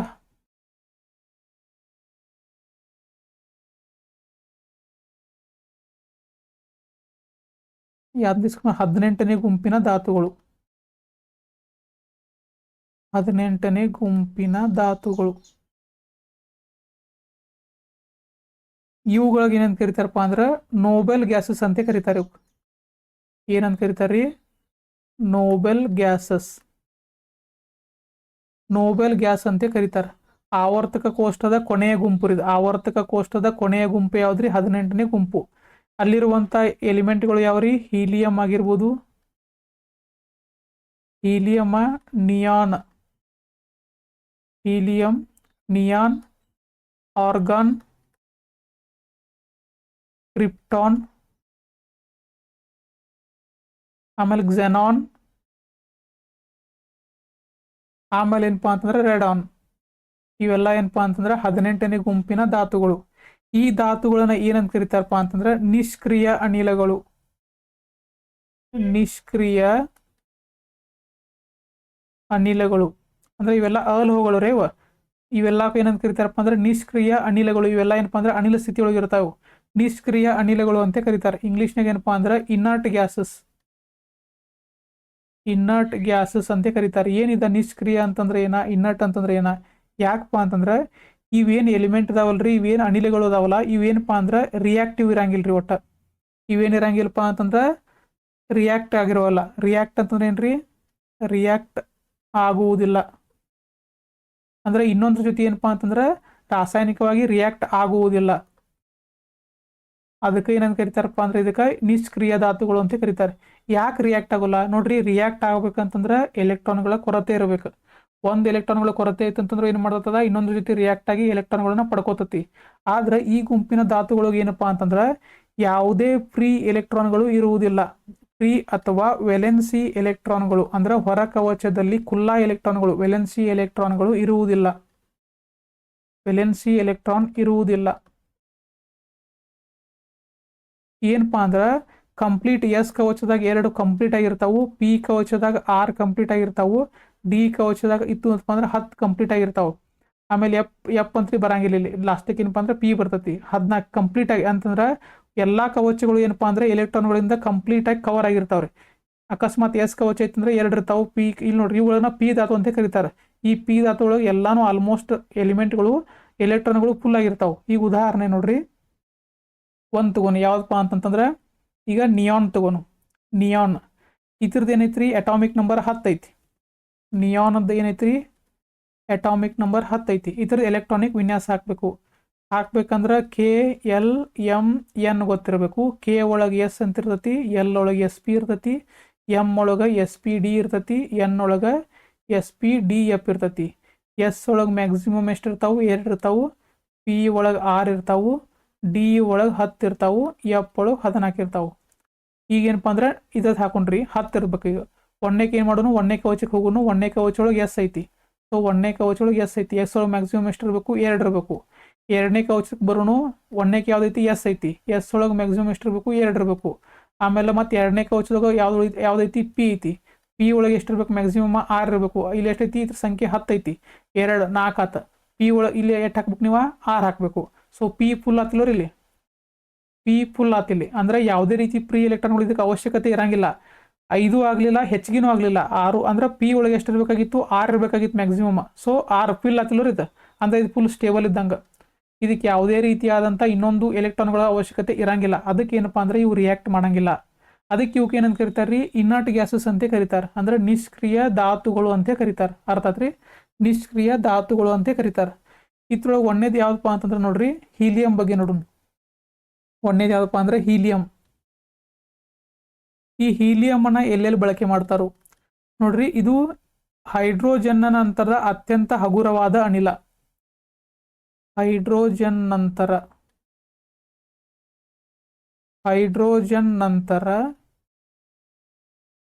ಅತ್ಯಂತ ಹಗುರವಾದ ಅನಿಲ. ಇದನ್ನ ಎಕ್ಸಾಮ್ದಾಗ ಕೇಳಿದಾರೆ. ಹೈಡ್ರೋಜನ್ ನಂತರ ಅತ್ಯಂತ ಹಗುರವಾದ ಅನಿಲ ಯಾವ್ದಪ್ಪ ಅಂತಂದ್ರೆ ಹೀಲಿಯಂ. ಈ ಹೈಡ್ರೋಜನ್ ಏನಪ್ಪಾ ಅಂತಂದ್ರೆ ದಹನಶೀಲ ಆಗಿರ್ತೈತಿ. ಅಂದ್ರೆ ಇದು ಉರಿಯುವಂತ ಗುಣವನ್ನ ಹೊಂದೈತಿ ಹೈಡ್ರೋಜನ್. ಅಂದ್ರೆ ಇದಕ್ಕೆ ಏನಂತಾರ್ರಿ? ಇನ್ಫ್ಲೇಮೇಬಲ್ ಅಂತ ಕರೀತಾರೆ ಇಂಗ್ಲಿಷ್ನಾಗ. ಇನ್ಫ್ಲೇಮೇಬಲ್. ಅಕಸ್ಮಾತ್ ಇದನ್ನಾರ ಹೊರಗೆ ರಿಯಾಕ್ಟ್ ಆಕೈತಪ್ಪ ಅಂತಂದ್ರೆ ಇದೇನಕೈತಿ? ಉರಿಯುವಂತ ಗುಣವನ್ನ ಹೊಂದೈತಿ ಹೈಡ್ರೋಜನ್. ಆದ್ರೆ ಹೀಲಿಯಂ ಏನಪ್ಪಾ ಅಂತಂದ್ರೆ ಉರಿಯುವಂತ ಗುಣವನ್ನ ಹೊಂದಿಲ್ಲ, ದಹನಶೀಲ ಗುಣವನ್ನ ಹೊಂದಿಲ್ಲ. ಯಾಕಂದ್ರೆ ಇದು ಫುಲ್ ಸ್ಟೇಬಲ್ ಐತ್ರಿ. ಇದು ಹೀಲಿಯಂ ದಹನಶೀಲ ಗುಣವನ್ನ ಹೊಂದಿಲ್ಲ. ಅದಕ್ಕೆ ಏನಂತ ಕರೀತಾರೆ? ಇದಕ್ಕೆ ನಾನ್ ಇನ್ಫ್ಲೇಮೇಬಲ್ ಅಂತ ಕರೀತಾರೆ. ಅದಕ್ಕೆ ಏನ್ ಮಾಡ್ತಾರೆ ನೋಡ್ರಿ, ಈಗ ನೋಡ್ರಿ ಇದು ಅತ್ಯಂತ ಹಗುರವಾದ ಅನಿಲ ಐತಿ. ಈಗ ಬಲೂನ್ ಒಳಗದು ಏನಾಕತ್ರಿ? ಅನಿಲ ಹಾಕ್ತಿರ್ತಾರ, ಅಂದ್ರೆ ಗಾಳಿಯನ್ನ ಹಾಕ್ತಾರ. ಆ ಗಾಳಿಯನ್ನ ಹೈಡ್ರೋಜನ್ ಇಂದ ತುಂಬಂಗಿಲ್ಲ. ಇವೊಂದು ಏನಪ್ಪಾ ಅಂತಂದ್ರೆ ಹೈಡ್ರೋಜನ್ನ ಅತ್ಯಂತ ಹಗುರವಾದ ಅನಿಲ ಆಗಿತ್ತಂತಂದ್ರು ಈ ಹೈಡ್ರೋಜನ್ ಬಂದ್ಲಿ ಹೀಲಿಯಂ ಬಲೂನ್ ಅಂತಾರ. ಗೊತ್ತ್ರಿ? ಹೀಲಿಯಂ ಅನ್ನ ಯಾಕೆ ಮಾಡ್ತಾರಪ್ಪ ಅಂದ್ರ ಅಕಸ್ಮಾತ್ ಈ ಹೈಡ್ರೋಜನ್ ಏನಾತ್ರಿ ಹೆಚ್ಚಿಗೆ ಟೆಂಪ್ರೇಚರ್ ಇತ್ತಂತ ಹೇಳ್ತಿಕೋರಿ, ಅವಾಗ ಏನಾಕತ್ರಿ? ಉರಿಯಾಕ್ ಸ್ಟಾರ್ಟ್ ಆಗತ್ತೆ. ಟೆಂಪ್ರೇಚರ್ ಹೆಚ್ಚಿಗೆ ಆತಂದ್ರೆ ಉರಿಯಾಕ್ ಸ್ಟಾರ್ಟ್ ಆಗತ್ತೆ. ಅಂದ್ರೆ ದಹನಶೀಲ ಗುಣವನ್ನ ಹೊಂದೈತಿ. ಆದ್ರೆ ಇದು ಹೀಲಿಯಂ ದಹನಶೀಲ ಗುಣವನ್ನ ಹೊಂದಿಲ್ಲ. ಅದಕ್ಕೆ ಏನ್ ಮಾಡ್ತಾರಪ್ಪ ಅಂದ್ರೆ ಬಲೂನುಗಳಲ್ಲಿ ಏನ್ ಮಾಡ್ತಾರ್ರಿ? ಹೀಲಿಯಂ ಅನ್ನ ಬಳಕೆ ಮಾಡ್ತಾರೆ. ಹೀಲಿಯಂ ಅನ್ನ ಬಳಕೆ ಮಾಡ್ತಾರೆ. ಆಮೇಲೆ ಮತ್ತೆ ಎಲ್ಲಿ ಬಳಕೆ ಮಾಡ್ತಾರಪ್ಪ ಅಂತಂದ್ರೆ ವಿಮಾನದ ಟೈರ್ಗಳಲ್ಲಿ ಬಳಕೆ ಮಾಡ್ತಾರೆ. ಮತ್ತೆ ಎಲ್ಲಿ ಇದು ಮಾಡ್ತಾರಪ್ಪ ಅಂದ್ರೆ ಸ್ಕೂಬಾ ಡೈವರ್ಸ್ ಇರ್ತಾರೆ. ಗೊತ್ತ್ರಿ? ಸ್ಕೂಬಾ ಡೈವರ್ಸ್ ನೀರೊಳಗೆ ಆಳೊಳಗೆ ಹೋಗಿದ್ರೆ ಮಾಡ್ತಾರಲ್ಲ, ಆ ಸಿಲಿಂಡ್ರ್ ಒಳಗೆ ಏನಿರ್ತದಪ್ಪ ಅಂತಂತಂದ್ರೆ ನೋಡ್ರಿ, ಆ ಸಿಲಿಂಡ್ರ್ ಒಳಗೆ ಆಕ್ಸಿಜನ್ ಇರ್ತತಿ. ಆಮೇಲೆ ಅದ್ರ ಜೊತೆ ಏನು ಮಾಡ್ತಾರಪ್ಪ ಅಂದ್ರೆ ಹೀಲಿಯಂ ಅನ್ನು ಮಿಕ್ಸ್ ಮಾಡಿರ್ತಾರೆ. ಇದನ್ನ ಎಕ್ಸಾಮ್ದಾಗ ಕೇಳಿದಾರೆ ನೋಡ್ರಿ. ಆಕ್ಸಿಜನ್ ಜೊತೆ ಹೈಡ್ರೋಜನ್ ಮಿಕ್ಸ್ ಮಾಡಲ್ಲ, ಆಕ್ಸಿಜನ್ ಜೊತೆ ಹೀಲಿಯಂ ಅನ್ನ ಮಿಕ್ಸ್ ಮಾಡ್ತಾರೆ. ನೋಡ್ರಿ, ಆಕ್ಸಿಜನ್ ಅಂತಂದ್ರೆ ನಮ್ಮ ಉಸಿರಾಡಕ್ಕೆ ಗಾಳಿ ಬೇಕು. ಆಕ್ಸಿಜನ್. ಈ ಆಕ್ಸಿಜನ್ ಏನಪ್ಪಾ ಅಂತಂದ್ರೆ ದೇಹದೊಳಗೆ ಇದ್ರ ಪ್ರಮಾಣನೂ ಜಾಸ್ತಿ ಆಗ್ಬಾರ್ದು, ಎಷ್ಟು ಬೇಕು ಅಷ್ಟ ಪ್ರಮಾಣದಾಗ ಇರ್ಬೇಕು. ಈ ಹೀಲಿಯಂ ಯಾಕೆ ಮಿಕ್ಸ್ ಮಾಡ್ತಾರಪ್ಪ ಅಂತಂದ್ರೆ ಬೇರೆ ಯಾವುದೇ ಅನಿಲವನ್ನ ಮಿಕ್ಸ್ ಮಾಡಿರ, ಉದಾಹರಣೆ ಈಗ ನೈಟ್ರೋಜನ್ ಮಿಕ್ಸ್ ಮಾಡಿರ ತಿಳ್ಕೊರಿ. ಆ ನೈಟ್ರೋಜನ್ ಏನ್ ಮಾಡ್ತೈತ್ರಿ ನಮ್ಮ ದೇಹದೊಳಗ ಏನಾಕತಿ? ಕರಗುವಂತ ಗುಣವನ್ನ ಹೊಂದೈತಿ. ಅಕಸ್ಮಾತ್ ನೈಟ್ರೋಜನ್ ಪ್ರಮಾಣ ಜಾಸ್ತಿ ಆತಂತಂದ್ರೆ ಮನುಷ್ಯನಿಗೆ ತಲೆ ಸುತ್ತುದು, ಆಮೇಲೆ ಏನಾಕತಿ ಮೂರ್ಛೆ ಹೋಗುವಂತ ಇದಾಕತಿ, ಅವಾಗ ಏನಾಕತಿ ತೊಂದರೆ ಉಂಟಾಕತಿ. ಆದ್ರೆ ಹೀಲಿಯಂ ಏನಪ್ಪಾ ಅಂದ್ರೆ ಇದು ಏನ್ರಿ ಅತ್ಯಂತ ಹಗುರವಾಗೈತಿ. ಆಮೇಲೆ ಇದು ದೇಹದಲ್ಲಿ ಕರಗಂಗಿಲ್ಲ, ರಕ್ತದಲ್ಲಿ ಕರಗುವುದಿಲ್ಲ, ಅಂದ್ರೆ ರಿಯಾಕ್ಟ್ ಮಾಡಂಗಿಲ್ಲ, ಇದು ರಕ್ತದಲ್ಲಿ ಕರಗುವುದಿಲ್ಲ. ಆದ್ದರಿಂದ ಈ ಸಿಲಿಂಡರ್ ಒಳಗ ಅದನ್ನ ಬಳಕೆ ಮಾಡ್ತಾರೋ ಆಕ್ಸಿಜನ್ ಮತ್ತು ಹೀಲಿಯಂ ಅನ್ನ ಬಳಕೆ ಮಾಡ್ತಾರೆ. ಅರ್ಥ ಆತ್ರಿ. ನೆಕ್ಸ್ಟ್ ಏನಪ್ಪಾ ಅಂತಂದ್ರೆ ನಿಯಾನ್. ನೆಕ್ಸ್ಟ್ ಯಾವುದು? ಇದು ಹೀಲಿಯಂ ಮತ್ತು ನೆಕ್ಸ್ಟ್ ಯಾವ್ದಪ್ಪ ಅಂತಂದ್ರೆ ನಿಯಾನ್. ನೆಕ್ಸ್ಟ್ ಯಾವ್ದ್ರಿ? ನಿಯಾನ್. ಈ ನಿಯಾನ್ಗಳನ್ನ ಎಲ್ಲೆಲ್ಲಿ ಬಳಕೆ ಮಾಡ್ತಾರೆ ನೋಡ್ರಿ. ಈ ನಿಯಾನ್ ಅನಿಲದ ಮೂಲಕ ವಿದ್ಯುತ್ತನ್ನು ಹರಿಸಿರಿ ಅಂತ ತಿಳ್ಕೊರಿ. ಈ ನಿಯಾನ್ ಅನಿಲಗಳ ಮೂಲಕ ವಿದ್ಯುತ್ತನ್ನ ಹರಿಸಿದಾಗ ಅಂದ್ರೆ ಇದ್ರ ಮೂಲಕ ನೀವು ವಿದ್ಯುತ್ತನ್ನ ಪ್ರಸಾರ ಮಾಡಿರಿ ಅಂತ ತಿಳ್ಕೊರಿ. ಅದು ಪ್ರಕಾಶಮಾನವಾಗಿ ಹೊಳೆಯುತ್ತದೆ. ಅಂದ್ರೆ ಪ್ರಕಾಶಮಾನವಾಗಿ ಶೈನಿಂಗ್ ಬರ್ತೈತ್ರಿ, ಇದು ಪ್ರಕಾಶಮಾನವಾಗಿ ಹೊಳೆಯುತ್ತದೆ. ಅದಕ್ಕೆ ಏನು ಮಾಡ್ತಾರಪ್ಪ ಅಂದ್ರೆ ಈ ಜಾಹೀರಾತುಗಳಲ್ಲಿ ಇರ್ತಾಗೋತ್ರಿ, ಜಾಹೀರಾತುಗಳು ಅಡ್ವರ್ಟೈಸ್ಮೆಂಟ್ ಕೊಡ್ತಿರ್ತಾರಲ್ಲ, ಲೈಟ್ ಯೂಸ್ ಮಾಡ್ತಾರಲ್ಲ, ಅಲ್ಲಿ ಎದನ್ನ ಬಳಸ್ತಿರ್ತಾರಪ್ಪ ಅಂದ್ರೆ ನಿಯಾನ್ ಬಲ್ಬ್ಗಳನ್ನ ಬಳಸ್ತಿರ್ತಾರೆ. ಯಾಕಂತಂದ್ರೆ ಅಲ್ಲಿ ಏನಾಗ್ಬೇಕ್ರವ ಶೈನ್ ಹೊಡಿಬೇಕು. ಅವೇನು ಅಡ್ವರ್ಟೈಸ್ಮೆಂಟ್ ಇರ್ತಾವಲ್ಲ ಅವು ಏನಾಗ್ಬೇಕಂದ್ರೆ ಹೊಳಿಬೇಕು. ಆ ಹೊಳಿಬೇಕಂದ್ರೆ ಏನು ಮಾಡ್ತಾರೆ? ಈ ನಿಯಾನ್ ಬಲ್ಬ್ಗಳನ್ನ ಪಾಸ್ ಮಾಡ್ತಾರೆ, ನಿಯಾನ್ ಬಲ್ಬ್ಗಳಲ್ಲಿ ಯೂಸ್ ಮಾಡ್ತಾರೆ. ಅದ್ರೊಳಗೆ ಏನು ಮಾಡ್ತಾರೆ? ವಿದ್ಯುತ್ತನ್ನ ಪ್ರಸಾರ ಮಾಡ್ತಾರೆ. ಆ ವಿದ್ಯುತ್ತನ್ನ ಹರಿಸಿ ಆ ಬಲ್ಬ್ ಒಳಗೆ ನಿಯಾನ್ ಗ್ಯಾಸ್ ಅನ್ನ ಹಾಕ್ತಾರೆ. ಅವಾಗ ಏನಕ್ಕವ್ರಿ ಶೈನ್ ಹೊಡ್ಯಾಕ್ ಸ್ಟಾರ್ಟ್ ಆಕಾವು, ಅಂದ್ರೆ ಹೊಳ್ಯಾಕ್ ಸ್ಟಾರ್ಟ್ ಆಕಾವು. ಅಂದ್ರೆ ಅಡ್ವರ್ಟೈಸ್ಮೆಂಟ್ ಏನಕತ್ರಿ ಈಸಿ ಕಾಂತೈತೆ ರಾತ್ರಿ ಹೊತ್ನಾಗದು. ಅದಕ್ಕೆ ಏನು ಮಾಡ್ತಾರಪ್ಪ ಅಂದ್ರೆ ನಿಯಾನ್ ಅನ್ನ ಯೂಸ್ ಮಾಡ್ತಾರೆ. ನೆಕ್ಸ್ಟ್ ನೋಡ್ರಿ ಇನ್ನೊಂದು ಏನಪ್ಪಾ ಅಂದ್ರೆ ಇದನ್ನ ಎಕ್ಸಾಮ್ದಾಗ ಮನ್ PC ಎಕ್ಸಾಮ್ದಾಗ ಕೇಳಿದ್ರಿ ನೋಡ್ರಿ. ಆಮೇಲೆ ಯಾವ್ದಪ್ಪ ಅಂದ್ರೆ ಆರ್ಗಾನ್. ಭೂಮಿಯ ವಾತಾವರಣದಲ್ಲಿ ಅತ್ಯಂತ ಹೆಚ್ಚು ಸಿಗುವ ನಿಷ್ಕ್ರಿಯ ಅನಿಲ ಅಥವಾ ಇನ್ನರ್ಟ್ ಗ್ಯಾಸ್ ಯಾವ್ದಪ್ಪ ಅಂತಂದ್ರೆ ಈ 18ನೇ ಗುಂಪಿನ ಧಾತು ಒಳಗ ಭೂಮಿಯ ವಾತಾವರಣದಲ್ಲಿ ಅತ್ಯಂತ ಹೆಚ್ಚು ಸಿಗುವಂತ ನಿಷ್ಕ್ರಿಯ ಅನಿಲ ಯಾವ್ದಪ್ಪ ಅಂತಂದ್ರೆ ಆರ್ಗಾನ್. ಯಾವ್ದ್ರಿ? ಆರ್ಗಾನ್ ಸಿಗ್ತತಿ. ಇದನ್ನ ಎಕ್ಸಾಮ್ದಾಗ ಭಾಳ ಸಲ ಕೇಳಿದಾರು. ಆಮೇಲೆ ನೋಡ್ರಿ ಎಲ್ಲಿ ಮತ್ತೆ ಯೂಸ್ ಮಾಡ್ತಾರಪ್ಪ ಅಂತಂದ್ರೆ ಈ ಏನು ಬಲ್ಬ್ ಒಳಗೆ ಟಂಗ್ಸ್ಟನ್ ತಂತಿ ಇರ್ತದೆ ಗೊತ್ತ್ರಿ. ಬಲ್ಬ್ ಒಳಗೆ ಹಿಂಗೆ ಟಂಗ್ಸ್ಟನ್ ತಂತಿ ಇರತ್ತಲ್ಲ, ಈ ತಂತಿ ಬೇಗನೆ ಸುಟ್ಟು ಹೋಗ್ಬಾರ್ದು ಅಂತೇಳಿ ಇದ್ರೊಳಗೆ ಬಳಕೆ ಮಾಡುವಂಥ ಅನಿಲ ಯಾವುದಪ್ಪ ಅಂತಂದ್ರೆ ಆರ್ಗಾನ್ ಅನ್ನುವಂಥ ಅನಿಲವನ್ನು ಬಳಕೆ ಮಾಡ್ತಾರೆ. ನೋಡ್ರಿ ನಿಯಾನ್ ಅಂತಂದ್ರೆ ಪ್ರಕಾಶಮಾನವಾಗಿ, ಆರ್ಗಾನ್ ಅಂತಂದ್ರೆ ಏನ್ರಿ? ಭೂಮಿಯ ವಾತಾವರಣದಲ್ಲಿ ಅತ್ಯಂತ ಹೆಚ್ಚು ಸಿಗುವ ನಿಷ್ಕ್ರಿಯ ಅನಿಲ. ನೆಕ್ಸ್ಟ್ ಯಾವ್ದಪ್ಪ ಅಂತಂದ್ರೆ ಹೀಲಿಯಂ ಆತು, ನಿಯಾನ್ ಆತು, ಆರ್ಗಾನ್ ಆತು. ನೆಕ್ಸ್ಟ್ ಯಾವ್ದಪ್ಪ ಅಂದ್ರೆ ಕ್ಸೆನಾನ್. ನೆಕ್ಸ್ಟ್ ಯಾವ್ದ್ರಿ? ಕ್ಸೆನಾನ್. ಇದನ್ನು ಏನಂತ ಕರೀತಾರಪ್ಪ ಅಂದ್ರೆ ಸ್ಟ್ರೇಂಜರ್ ಗ್ಯಾಸ್ ಎಂದು ಕರೆಯುತ್ತಾರೆ. ಇದನ್ನ ಎಕ್ಸಾಮ್ದಾಗ ಕೇಳಿದಾರೆ. ಸ್ಟ್ರೇಂಜರ್ ಗ್ಯಾಸ್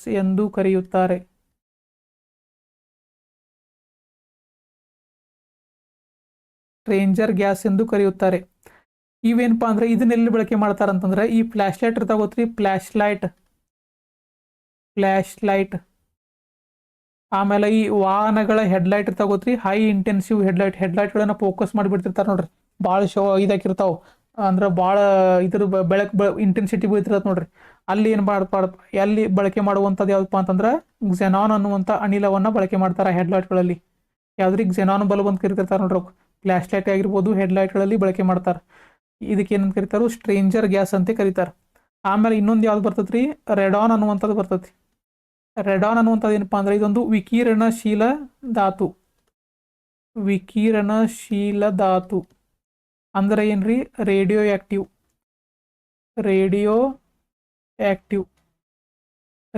ಅಂತಂದ್ರೆ ಏನ್ರಿ? ಇವುಗಳು ಕಂಟಿನ್ಯೂ ಆಗಿ ಏನು ಮಾಡ್ತಿರ್ತಾರಪ್ಪ ಅಂದ್ರೆ ವಿಕಿರಣಗಳನ್ನ ಹೊರಸೂಸ್ತಾವ್.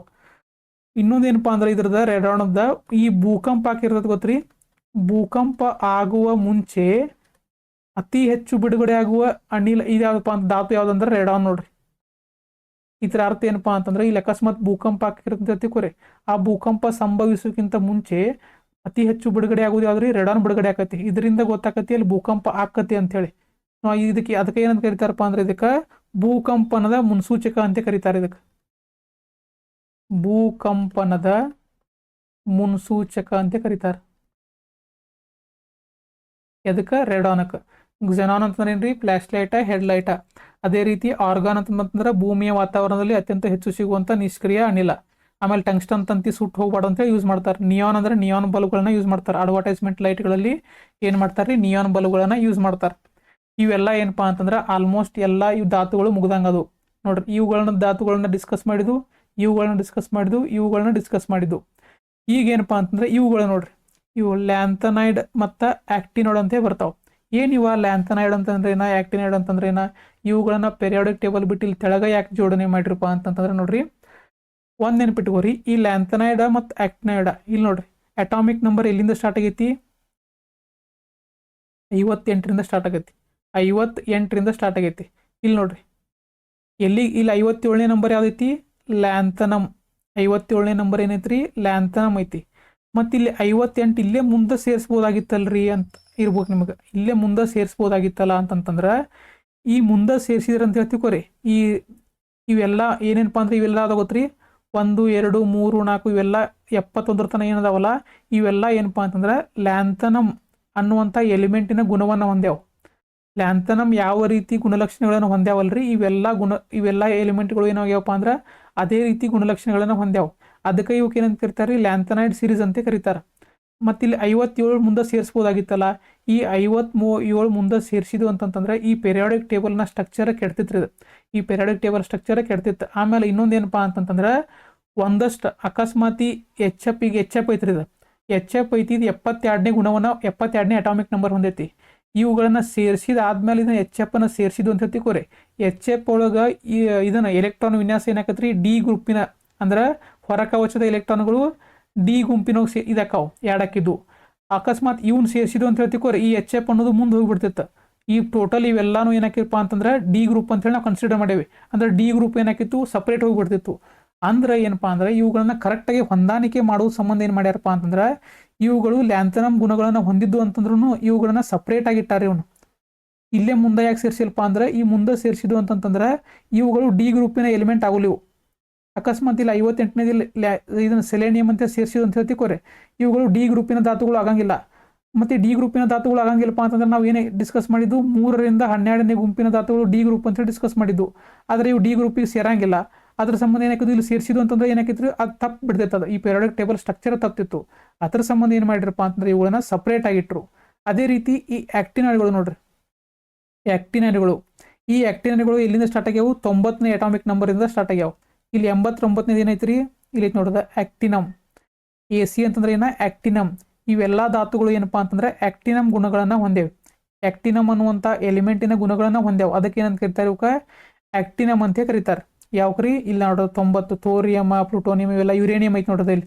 ಇವೆಲ್ಲ ಏನಪ್ಪಾ ಅಂತಂದ್ರೆ ಆಕ್ಟಿನೈಡ್ ಸಿರಿಗಳು. ಆಮೇಲೆ ಇವುಗಳು ಏನಪ್ಪಾ ಅಂದ್ರೆ ರೇಡಿಯೋ ಆಕ್ಟಿವ್ ಗುಣವನ್ನ ಹೊಂದ್ಯಾವು. ರೇಡಿಯೋ ಆಕ್ಟಿವ್ ಅಂದ್ರೆ ವಿಕಿರಣಶೀಲತೆಯ ಗುಣವನ್ನ ಹೊಂದ್ಯಾವು.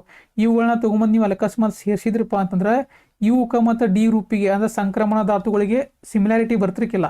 ಅದಕ್ಕೆ ಏನು ಮಾಡಿರಪ್ಪ ಅಂದ್ರೆ ಇವುಗಳನ್ನ ಲ್ಯಾಂಥನೈಡ್ ಸಿರೀಸ್ಗಳನ್ನ ಮತ್ತು ಆಕ್ಟಿನೈಡ್ ಸಿರೀಸ್ಗಳನ್ನ ಸಪ್ರೇಟಾಗಿ ಇಟ್ರಿ. ಅರ್ಥ ಆದ್ರಿ. ಆಮೇಲೆ ಇನ್ನೊಂದು ನೋಡ್ರಿ, ಈಗ ರೀಸೆಂಟಾಗಿ ಕರೆಂಟ್ ಅಫೇರ್ಸ್ ಕೇಳ್ತಾರೋ ಇವು ರೇರ್ ಅರ್ತ್ ಎಲಿಮೆಂಟ್ ಅಂತ ಬರ್ತಾವ. ಏನು ಬರ್ತಾವ್ರಿ, rare earth element. Rare earth element ಇವುಗಳ ಬಳಕೆ ಈಗ ಇತ್ತೀಚಿನ ಕಾಲದಲ್ಲಿ ಭಾಳ ಆಗತ್ತೈತ್ರಿ. ಏನಪ್ಪಾ ಇವು ರೇರ್ ಅರ್ತ್ ಎಲಿಮೆಂಟ್ ಅಂತಂತಂದ್ರೆ ನೋಡ್ರಿ, ಇವೇನು ಲ್ಯಾಂಥನೈಡ್, ಇನ್ನೊಂದು ನೋಡ್ರಿ ಇವಕ್ಕೆ ಏನಂತ ಕರೀತಾರಪ್ಪ ಅಂದ್ರೆ ಇವಕ್ಕೆ ಎಸ್ ಗ್ರೂಪಿನ ಧಾತುಗಳು ರೀ 1 ಮತ್ತು 2. ಈ 3ರಿಂದ 12ನೇ ಗುಂಪಿನ ಧಾತುಗಳು ಯಾವಪ್ಪ ಅಂತಂದ್ರೆ ಡಿ ಗುಂಪಿನ ಧಾತುಗಳು. ಇವು 13ರಿಂದ 18 ಯಾವಪ್ಪ ಅಂದ್ರೆ ಪಿ ಅಂದ್ರೆ ಹೊರ ಕವಚದ ಎಲೆಕ್ಟ್ರಾನ್ಗಳು ಪಿ ಒಳಗೆ ಇರ್ತಾವೆ ಎಲೆಕ್ಟ್ರಾನ್ಗಳು. ಅದೇ ರೀತಿ ಲ್ಯಾಂಥನಮ್ ಯಾವಪ್ಪ ಅಂತಂದ್ರೆ ಇವು ಎಫ್ ಗುಂಪಿನ ಧಾತುಗಳು ರೀ. ಲ್ಯಾಂಥನಮ್ ಮತ್ತು ಆಕ್ಟಿನಮ್ ಏನ್ರಿ, ಎಫ್ ಗುಂಪಿನ ಧಾತುಗಳು. ಅಂದ್ರೆ ಇವುಗಳಲ್ಲಿರುವಂಥ ಹೊರ ಕವಚದ ಎಲೆಕ್ಟ್ರಾನ್ ಎಲ್ಲಿ ಹೋಗಿ ಸೇರ್ತೈತಿ, ಎಫ್ ಕವಚ ಒಳಗೆ ಸೇರ್ತೈತಿ. ಅದಕ್ಕೆ ನೋಡ್ರಿ ಇವನ್ನ 58ರಿಂದ 59 ಆದ್ಮೇಲೆ ಇಲ್ಲಿ ಸೇರಿಸಲಿಲ್ಲ ಅವರು. ಯಾಕಂದ್ರೆ ಅವು ಎಫ್ ಗುಂಪಿನ ಧಾತುಗಳು ಸೇರ್ತಾವೆ. ಆದರೆ ಇಲ್ಲಿ ಏನಾಕಿದ್ದು ಡಿ ಗ್ರೂಪಿನ ಧಾತುಗಳು ಇವೆಲ್ಲ. ಅದಕ್ಕಾಗಿ ಅವು ಮಿಸ್ ಮ್ಯಾಚ್ ಹಾಕುವ ಅನ್ನೋಂಥ ಸಂಬಂಧ ಏನು ಮಾಡಿದಪ್ಪ ಅಂದ್ರೆ ಸಪ್ರೇಟಾಗಿ ಸೇರ್ಪಡೆ ಮಾಡಿದ್ದಾರೆ. ಸಪ್ರೇಟಾಗಿ ಏನು ಮಾಡಿರಿ, ಸೇರ್ಪಡೆ ಮಾಡ್ಯಾರ. ಈಗ ನಾವು ಏನು ಡಿಸ್ಕಸ್ ಮಾಡತ್ತಿದ್ದು, ರೇರ್ ಅರ್ತ್ ಎಲಿಮೆಂಟ್ ಬಗ್ಗೆ ಡಿಸ್ಕಸ್ ಮಾಡತ್ತಿದ್ದು. ರೇರ್ ಅರ್ತ್ ಎಲಿಮೆಂಟ್ ಅಂತಂದ್ರೆ ಏನ್ರಿ, ಈ 15 ಲ್ಯಾಂಥನೈಡ್ಗಳು ಗೊತ್ತ್ರಿ. ಇವೇನು 15 ಅವಲ್ಲ, 1 2 3 4 5 6 7 8 9 10 11 12 13 14 ಮತ್ತು ಇನ್ನೊಂದು ನೋಡ್ರಿ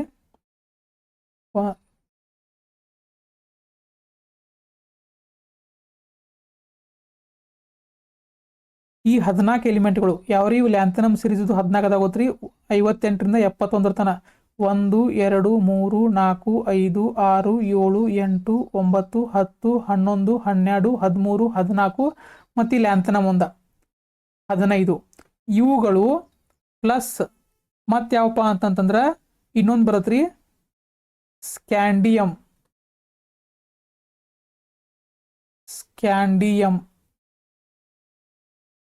ಪ್ಲಸ್ ಇನ್ನೊಂದು ಯಾವಪ್ಪ ಅಂದ್ರೆ ಇಟ್ರಿಯಂ. ಇದನ್ನ ಎಕ್ಸಾಮ್ದಾಗ ಕೇಳ್ಬೋದು. ಯಾಕಂದ್ರೆ ಈಗ ರೇರ್ ಅರ್ತ್ ಎಲಿಮೆಂಟ್ ಅನ್ನೋದು ಏನಪ್ಪಾ ಅಂದ್ರೆ ವಿರಳ ಭೂ ಮೂಲ ವಸ್ತುಗಳು ಅಂತ ಕರೀತಾರೆ. ಇದಕ್ಕೆ ವಿರಳ ಭೂ ಮೂಲ ವಸ್ತುಗಳು ನೋಡ್ರಿ ಯಾವ ಬರ್ತಾವ್ರಿ 15 ಲ್ಯಾಂಥನೈಡ್ಗಳು ಅಂತಂದ್ರೆ ಏನ್ರಿ ಎಫ್ ಗುಂಪಿನ ಧಾತುಗಳು. ಆಮೇಲೆ ಅದ್ರ ಜೊತೆ ಯಾವಪ್ಪ ಅಂತಂದ್ರೆ ಸ್ಕ್ಯಾಂಡಿಯನಿಯಂ ಅಂತ ಮತ್ತು ಇಟ್ರಿಯಂ ಅನ್ನುವಂಥದ್ದು. ಇವೆಲ್ಲ 17 ಎಲಿಮೆಂಟ್ಗಳನ್ನ ಏನಂತ ಕರೀತಾರು ರೇರ್ ಅರ್ತ್ ಎಲಿಮೆಂಟ್ ಅಂತ ಕರೀತಾರೆ. ಎಕ್ಸಾಮ್ದಾಗ ಕೇಳ್ಬೋದು ರೇರ್ ಅರ್ತ್ ಎಲಿಮೆಂಟ್ ಅಂದರೆ ಲ್ಯಾಂಥನೈಡ್ ಸೀರೀಸ್ನಲ್ಲಿರುವಂಥ ಎಲಿಮೆಂಟ್ಗಳು ಮತ್ತು ಸ್ಕ್ಯಾಂಡಿಯಂ ಮತ್ತು ಇಟ್ರಿಯಂ ಇವುಗಳನ್ನು ಸೇರಿಸಿ ರೇರ್ ಅರ್ತ್ ಎಲಿಮೆಂಟ್ ಎಂದು ಕರೆಯುತ್ತಾರೆ. ಭೂಮಿಯಲ್ಲಿ ಕೆಲವೇ ಕಡಿಮೆ ಪ್ರಮಾಣದಲ್ಲಿ ಸಿಗುವಂಥ ಮೂಲ ವಸ್ತುಗಳನ್ನ ರೇರ್ ಅರ್ತ್ ಎಲಿಮೆಂಟ್ ಎಂದು ಕರೆಯುತ್ತಾರೆ. ಇವುಗಳನ್ನ ಹಿಂಗೆಲ್ಲ ಆಪ್ಷನ್ಗಳು ಕೊಡ್ಬೋದು. ಈಗ ನೋಡಿ ರೇರ್ ಅರ್ತ್ ಎಲಿಮೆಂಟ್ ಅಂದ್ರೆ ಇವುಗಳು 15 ಲ್ಯಾಂಥನೈಡ್ಗಳು ಮತ್ತು ಸ್ಕ್ಯಾಂಡಿಯಮ ಮತ್ತು ಇಟ್ರಿಯಮ ಇವುಗಳನ್ನ ಸೇರಿಸಿ 17 ಧಾತುಗಳನ್ನ ಏನಂತ ಕರೀತಾರೆ ರೇರ್ ಅರ್ತ್ ಎಲಿಮೆಂಟ್ ಅಂತ ಕರೀತಾರೆ. ಈಗ ನೋಡ್ರಿ ರೇರ್ ಅಕಸ್ಮಾತ್ ಇವಕ್ಕೆ ರೇರ್ ಅನ್ನೋ ಬದಲು ಏನಂತಾರಪ್ಪ ಅಂದ್ರೆ ಅಪರೂಪ ಧಾತುಗಳು. ಅಪರೂಪ. ಈಗ ನೋಡ್ರಿ ರೇರ್ ಅನ್ನೋ ಸಂಬಂಧಕ್ಕೆ ಏನಪ್ಪಾ ಅಂತಂದ್ರೆ ಇವ ಕಡಿಮೆ ಪ್ರಮಾಣದಲ್ಲಿ ದೊರೀತಾವಂತ ಅರ್ಥ ಅಲ್ಲ. ಆಪ್ಷನ್ದಾಗ ಇದನ್ನು ಕೊಡ್ತಾರೆ ಕಡಿಮೆ ಪ್ರಮಾಣದಲ್ಲಿ ದೊರೆಯುವಂಥ ಎಲಿಮೆಂಟ್ಗಳಂತೆ ಕರೀತಾರೆ ಅಂತೇಳಿ. ಅಲ್ಲ, ಕಡಿಮೆ ಪ್ರಮಾಣದಲ್ಲಿ ದೊರೆಯಂಗಿಲ್ರಿ ಇವ ಭೂಮಿಯ ಭಾಗದಲ್ಲಿ ಭೂಮಿಯ ಮೇಲ್ಪದರದಲ್ಲಿ ಸಾಕಷ್ಟು ಪ್ರಮಾಣದಾಗಿರ್ತಾವೆ. ಭೂಮಿಯ ಮೇಲ್ಪದರದಲ್ಲಿ ಸಾಕಷ್ಟು ಪ್ರಮಾಣದಲ್ಲಿ ಇರುತ್ತವೆ. ಅರ್ತ್ ಕ್ರಸ್ಟ್ ಒಳಗೆ ಭೂಮಿಯ ಮೇಲ್ಪದರ ಅಂದ್ರೆ ಏನ್ರಿ ಅರ್ತ್ ಕ್ರಸ್ಟ್. ಭೂಮಿಯ ಮೇಲ್ಪದರದಲ್ಲಿ ಸಾಕಷ್ಟು ಪ್ರಮಾಣದಲ್ಲಿ ಇರ್ತಾವೆ. ಅದಕ್ಕೆ ಇವು ರೇರ್ ಅರ್ತ್ ಎಲಿಮೆಂಟ್ ಯಾಕಂತ ಕರೀತಾರು ಇವುಗಳು ಕಡಿಮೆ ಪ್ರಮಾಣದಲ್ಲಿ ಸಿಗ್ತಾವ ಅಂತೇಳಿ ಆಪ್ಷನ್ದಾಗ ಕೊಟ್ಟಿರ್ತಾನೆ. ಅದು ತಪ್ಪದ. ಇವುಗಳು ಏನಪ್ಪಾ ಅಂದ್ರೆ ಭೂಮಿಯ ಮೇಲ್ಪದರದಲ್ಲಿ ಸಾಕಷ್ಟು ಪ್ರಮಾಣದಲ್ಲಿ ಸಿಗ್ತಾವ. ಆದ್ರೆ ಇವು ಏನಪ್ಪಾ ಅಂತಂತಂದ್ರೆ ಬೇರೆ ಬೇರೆ ಧಾತುವಿನೊಂದಿಗೆ ಮಿಕ್ಸ್ ಆಗಿರ್ತಾವೆ. ಬೇರೆ ಬೇರೆ ಧಾತುವಿನೊಂದಿಗೆ ಏನಾಗಿರ್ತಾವ್ರಿ ಖನಿಜದೊಳಗೊಂದಿಗೆ ಏನಾಗಿರ್ತಾವ ಅಂದ್ರೆ ಮಿಶ್ರಣವನ್ನ ಹೊಂದಿರ್ತಾವ. ಇವುಗಳನ್ನ ಬೇರ್ಪಡಿಸುವುದು ಅಥವಾ ಎಕ್ಸ್ಟ್ರಾಕ್ಟ್ ಮಾಡುವುದು. ಇಂಗ್ಲಿಷ್ನಾಗ ಏನಂತಾರು ಎಕ್ಸ್ಟ್ರಾಕ್ಷನ್. ಇವುಗಳನ್ನ ಬೇರ್ಪಡಿಸುವುದು ಅಥವಾ ಎಕ್ಸ್ಟ್ರಾಕ್ಟ್ ಮಾಡುವುದು ತೀರಾ ಕಠಿಣವಾದಂಥ ಪ್ರೊಸೆಸ್. ಇದು ತೀರಾ ಕಠಿಣವಾದ ಪ್ರೊಸೆಸ್. ಇವು ಕಷ್ಟಕರ ಮತ್ತು ಏನಪ್ಪಾ ಅಂದ್ರೆ ದುಬಾರಿ, ಅತಿ ಹೆಚ್ಚು ಕಾಸ್ಟ್ಲಿ ಆಕತ್ತದ. ಅರ್ಥ ಆತ್ರಿ? ಅದಕ್ಕೆ ಏನಂತ ಕರಿತಾರಪ್ಪ ಅಂದ್ರೆ ಅಪರೂಪದ ಎಲಿಮೆಂಟ್ ಅಂತ ಕರೀತಾರೆ. ಇವುಗಳ ಪ್ರಮಾಣ ದೊರೆಯುವಂಥ ಪ್ರಮಾಣ ಜಾಸ್ತಿ ಇತ್ತಂತಂದ್ರೆ ಏನಪ್ಪಾ ಅಂದ್ರೆ ಬೇರೆ ಬೇರೆ ಧಾತುವಿನೊಂದಿಗೆ ಮಿಕ್ಸ್ ಆಗಿರ್ತಾವೆ. ಅವುಗಳಿಂದ ನಾವು ಅವುಗಳನ್ನ ಹೊರ ತೆಗೆಯೋದಕ್ಕೆ ಏನಪ್ಪಾ ಅಂದ್ರೆ ಹೊರ ತೆಗಿಬೇಕಂದ್ರೆ ಅವುಗಳಿಗೆ ಅತಿ ಹೆಚ್ಚು ದುಡ್ಡು ಖರ್ಚಾಕತಿ. ಇನ್ನೊಂದು ಏನಪ್ಪಾ ಅಂತಂದ್ರೆ ಅತ್ಯಂತ ದುಬಾರಿಯಾದಂಥ ಪ್ರೊಸೆಸ್. ಅದು ಅತ್ಯಂತ ಕಠಿಣವಾದ ಪ್ರೊಸೆಸ್ ಮತ್ತು ದುಬಾರಿಯಾದ ಪ್ರೊಸೆಸ್. ಅದಕ್ಕೆ ಏನಂತ ಕರೀತಾರಪ್ಪ ಅಂದ್ರೆ ಇವುಗಳಿಗೆ ಅಪರೂಪದ ಎಲಿಮೆಂಟ್ ಅಂತ ಕರೀತಾರೆ. ಮತ್ತು ಇವುಗಳಿಗೆ ಈಗ ಬಳಕೆಯೊಳಗೆ ಯಾಕೆ ಯೂದಪ್ಪ ಅಂತಂದ್ರೆ ನೋಡ್ರಿ ಇವುಗಳ ಬಳಕೆ ಭಾಳ ಐತಿ. ಈಗ ಇವುಗಳನ್ನ ಏನಂತ ಕರೀತಾರಪ್ಪ ಅಂದ್ರೆ ಆಧುನಿಕ ಉದ್ಯಮದ ವಿಟಾಮಿನ್ಗಳೆಂದು ಕರೆಯುತ್ತಾರೆ. ಆಧುನಿಕ ಉದ್ಯಮದ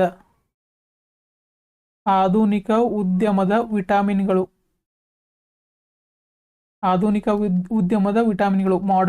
ಮಾಡರ್ನ್ ಇಂಡಸ್ಟ್ರಿ ವಿಟಾಮಿನ್ ಅಂತ ಕರೀತಾರೆ. ಇವಕ್ಕೆ ವಿಟಾಮಿನ್ಸ್ ಆಫ್ ಮಾಡರ್ನ್ ಇಂಡಸ್ಟ್ರಿ ಅಂತ ಹೇಳಿ. ಯಾಕೆ ಹಿಂಗೆ ಕರೀತಾರೆ ಅಂತಂದ್ರೆ ನೋಡ್ರಿ ಈಗ ಏನು ನಾವು ಮೊಬೈಲ್ ಸ್ಕ್ರೀನ್ ಯೂಸ್ ಮಾಡ್ತಾ ಗೊತ್ತ್ರಿ. ಮೊಬೈಲ್ ಸ್ಕ್ರೀನ್ ಇದು ರೆಡಿ ಆಗೋದು ಎದರಿಂದಪ್ಪ ಅಂದ್ರೆ ಈ ರೇರ್ ಅರ್ತ್ ಎಲಿಮೆಂಟಿಂದ ರೆಡಿ ಆಗಿರ್ತತಿ. ಅದೇ ರೀತಿ ಏನಪ್ಪಾ ಅಂದ್ರೆ ಈ ಸ್ಪೀಕರ್ ಒಳಗೆ ನಾವು ಏನು ಮ್ಯಾಗ್ನೆಟ್ ಯೂಸ್ ಮಾಡ್ತಾ ಗೊತ್ತು. ಸ್ಪೀಕರ್ ಒಳಗೆ ಬಳಕೆ ಮಾಡುವಂಥ ಮ್ಯಾಗ್ನೆಟ್. ಈಗ ಆ ಸಾಂಗ್ ಅದು ಹಚ್ಚಿರ್ತಾವ, ಅದು ಹಿಂಗೆ ಹಾಕಿರತ್ತೆ ನೋಡ್ರಿ, ವೈಬ್ರೇಟ್ ಹಾಕಿರತ್ತೆ ನೋಡು. ಆ ವೈಬ್ರೇಟ್ ಆಗುವಾಗ ಅಲ್ಲಿರುವಂಥ ಒಂದು ಮ್ಯಾಗ್ನೆಟ್ ಏನಾಕಿರತ್ತಪ್ಪ ಅಂದ್ರೆ ವೈಬ್ರೇಟ್ ಹಾಕಿರುತ್ತೆ. ಆ ಮ್ಯಾಗ್ನೆಟನ್ನು ಇದರಿಂದ ರೆಡಿ ಮಾಡಿರ್ತಾರೋ ಈ ರೇರ್ ಅರ್ತ್ ಎಲಿಮೆಂಟ್ನಿಂದ ರೆಡಿ ಮಾಡಿರ್ತಾರೆ. ಅದೇ ರೀತಿ ಎಲೆಕ್ಟ್ರಿಕ್ ವಾಹನಗಳಲ್ಲಿ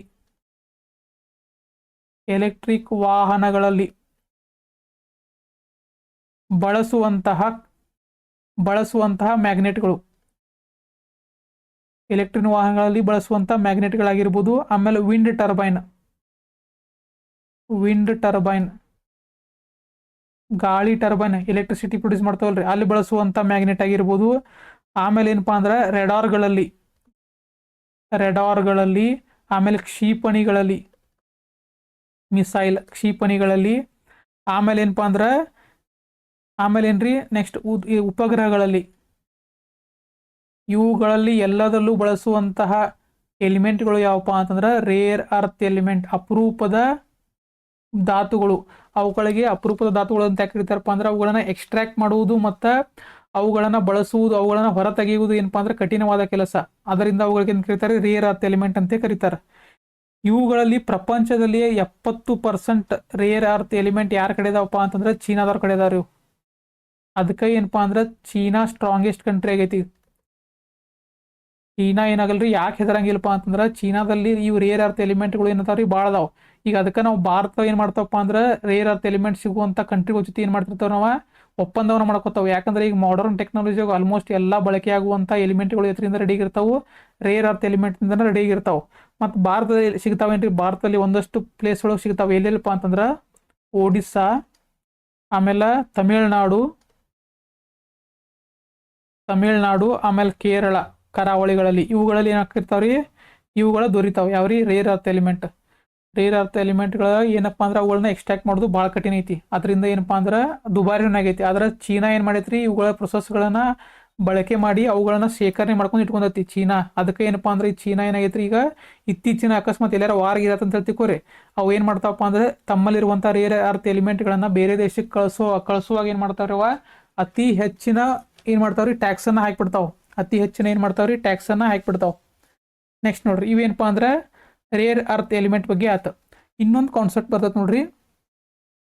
ಇನ್ನೊಂದು ಕಾನ್ಸೆಪ್ಟ್ ಏನಪ್ಪಾ ಅಂತಂದ್ರೆ ಈಗ ನೋಡ್ರಿ ಎಕ್ಸಾಮ್ದಾಗ ಬಾಸ್ಲ ಕೇಳಿದಾರೆ ಇದನ್ನ. ಈಗ ಅಟಾಮಿಕ್ ರೇಡಿಯಸ್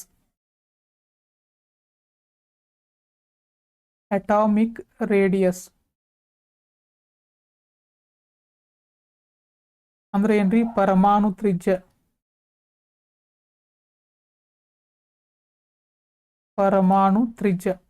ಇನ್ನೊಂದು ಏನಪ್ಪಾ ಅಂದ್ರೆ ಅಯೋನೈಸೇಷನ್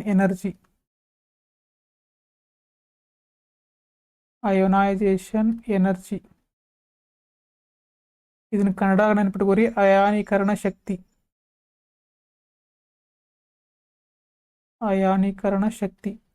ನೆಕ್ಸ್ಟ್ ಏನಪ್ಪಾ ಅಂದ್ರೆ ಎಲೆಕ್ಟ್ರೋನೆಗೆಟಿವಿಟಿ.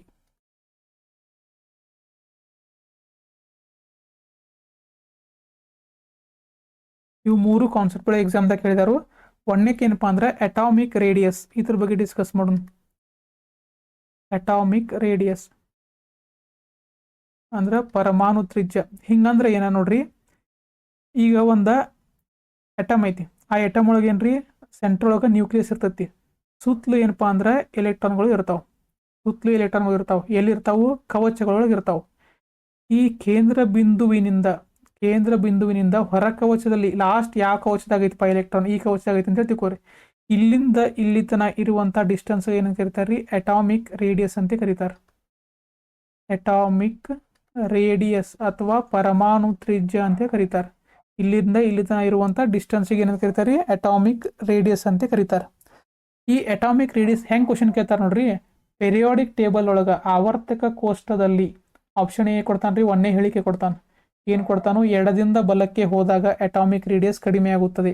ಆಪ್ಷನ್ ಬಿ ಕೊಡ್ತಾನೆ, ಬಲದಿಂದ ಎಡಕ್ಕೆ ಹೋಗುವಾಗ ಅಟಾಮಿಕ್ ಪರಮಾಣು ತ್ರಿಜ್ಯ ಕಡಿಮೆ ಆಗುತ್ತದೆ ಅಥವಾ ಪರಮಾಣು ತ್ರಿಜ್ಯ ಹೆಚ್ಚಾಗುತ್ತದೆ. ಹೇಳಿಕೆ 1 ಸರಿಯಾಗಿದೆ, ಹೇಳಿಕೆ 2 ಸರಿಯಾಗಿದೆ. ಹಿಂಗೆ ಕೊಟ್ಟ ಏನಾಕತ್ ನೋಡ್ರಿ, ಎಡದಿಂದ ಬಲಕ್ಕೆ. ಈಗ ನಾವು ಪೆರಿಯಾಡಿಕ್ ಟೇಬಲ್ ನೋಡುವಾಗ ಎಡದಿಂದ ಬಲಕ್ಕೆ ಅಂದ್ರೆ ನೋಡ್ರಿ, ಇದೊಂದು ಪೆರಿಯಾಡಿಕ್ ಟೇಬಲ್. ಹಿಂಗೆ ಪೆರಿಯಾಡಿಕ್ ಟೇಬಲ್ ಐತಿ ಅಂತ ತಿಳ್ಕೊರಿ. ಎಡದಿಂದ ಬಲಕ್ಕೆ ಅಂದ್ರೆ ಈ ಸೈಡ್ದಿಂದ ಈ ಸೈಡ್ ಅಂದ್ರೆ ಈಗ ಹೈಡ್ರೋಜನ್ ಇತ್ತು, ಹೈಡ್ರೋಜನ್ನಿಂದ ಈ ಸೈಡ್ ಬರುವಾಗ ಇದು ಹೀಲಿಯಂ ಇತ್ತು. ಹಿಂಗೆ ಎಡದಿಂದ ಬಲಕ್ಕೆ ಬರುವಾಗ ಏನಾಕತ್ತಪ್ಪ ಅಂತಂದ್ರೆ ಇದು ಅಟಾಮಿಕ್ ರೇಡಿಯಸ್ ಕಡಿಮೆ ಆಗುತ್ತದೆ. ಇದನ್ನ ಇಂಪಾರ್ಟೆಂಟ್ ನೆನ್ಪಿಟ್ಕೋರೆ. ಅಂದ್ರೆ ಇಲ್ಲಿಂದ ಇಲ್ಲಿ ತನ ಇರುವಂಥ ಡಿಸ್ಟೆನ್ಸ್ ಏನಾಕತ್ರಿ, ಕಡಿಮೆ ಆಕತಿ. ಇಲ್ಲಿಂದ ಇಲ್ಲಿ ತನ ಇರುವಂಥ ಡಿಸ್ಟೆನ್ಸ್ ಕಡಿಮೆ ಆಕತಿ.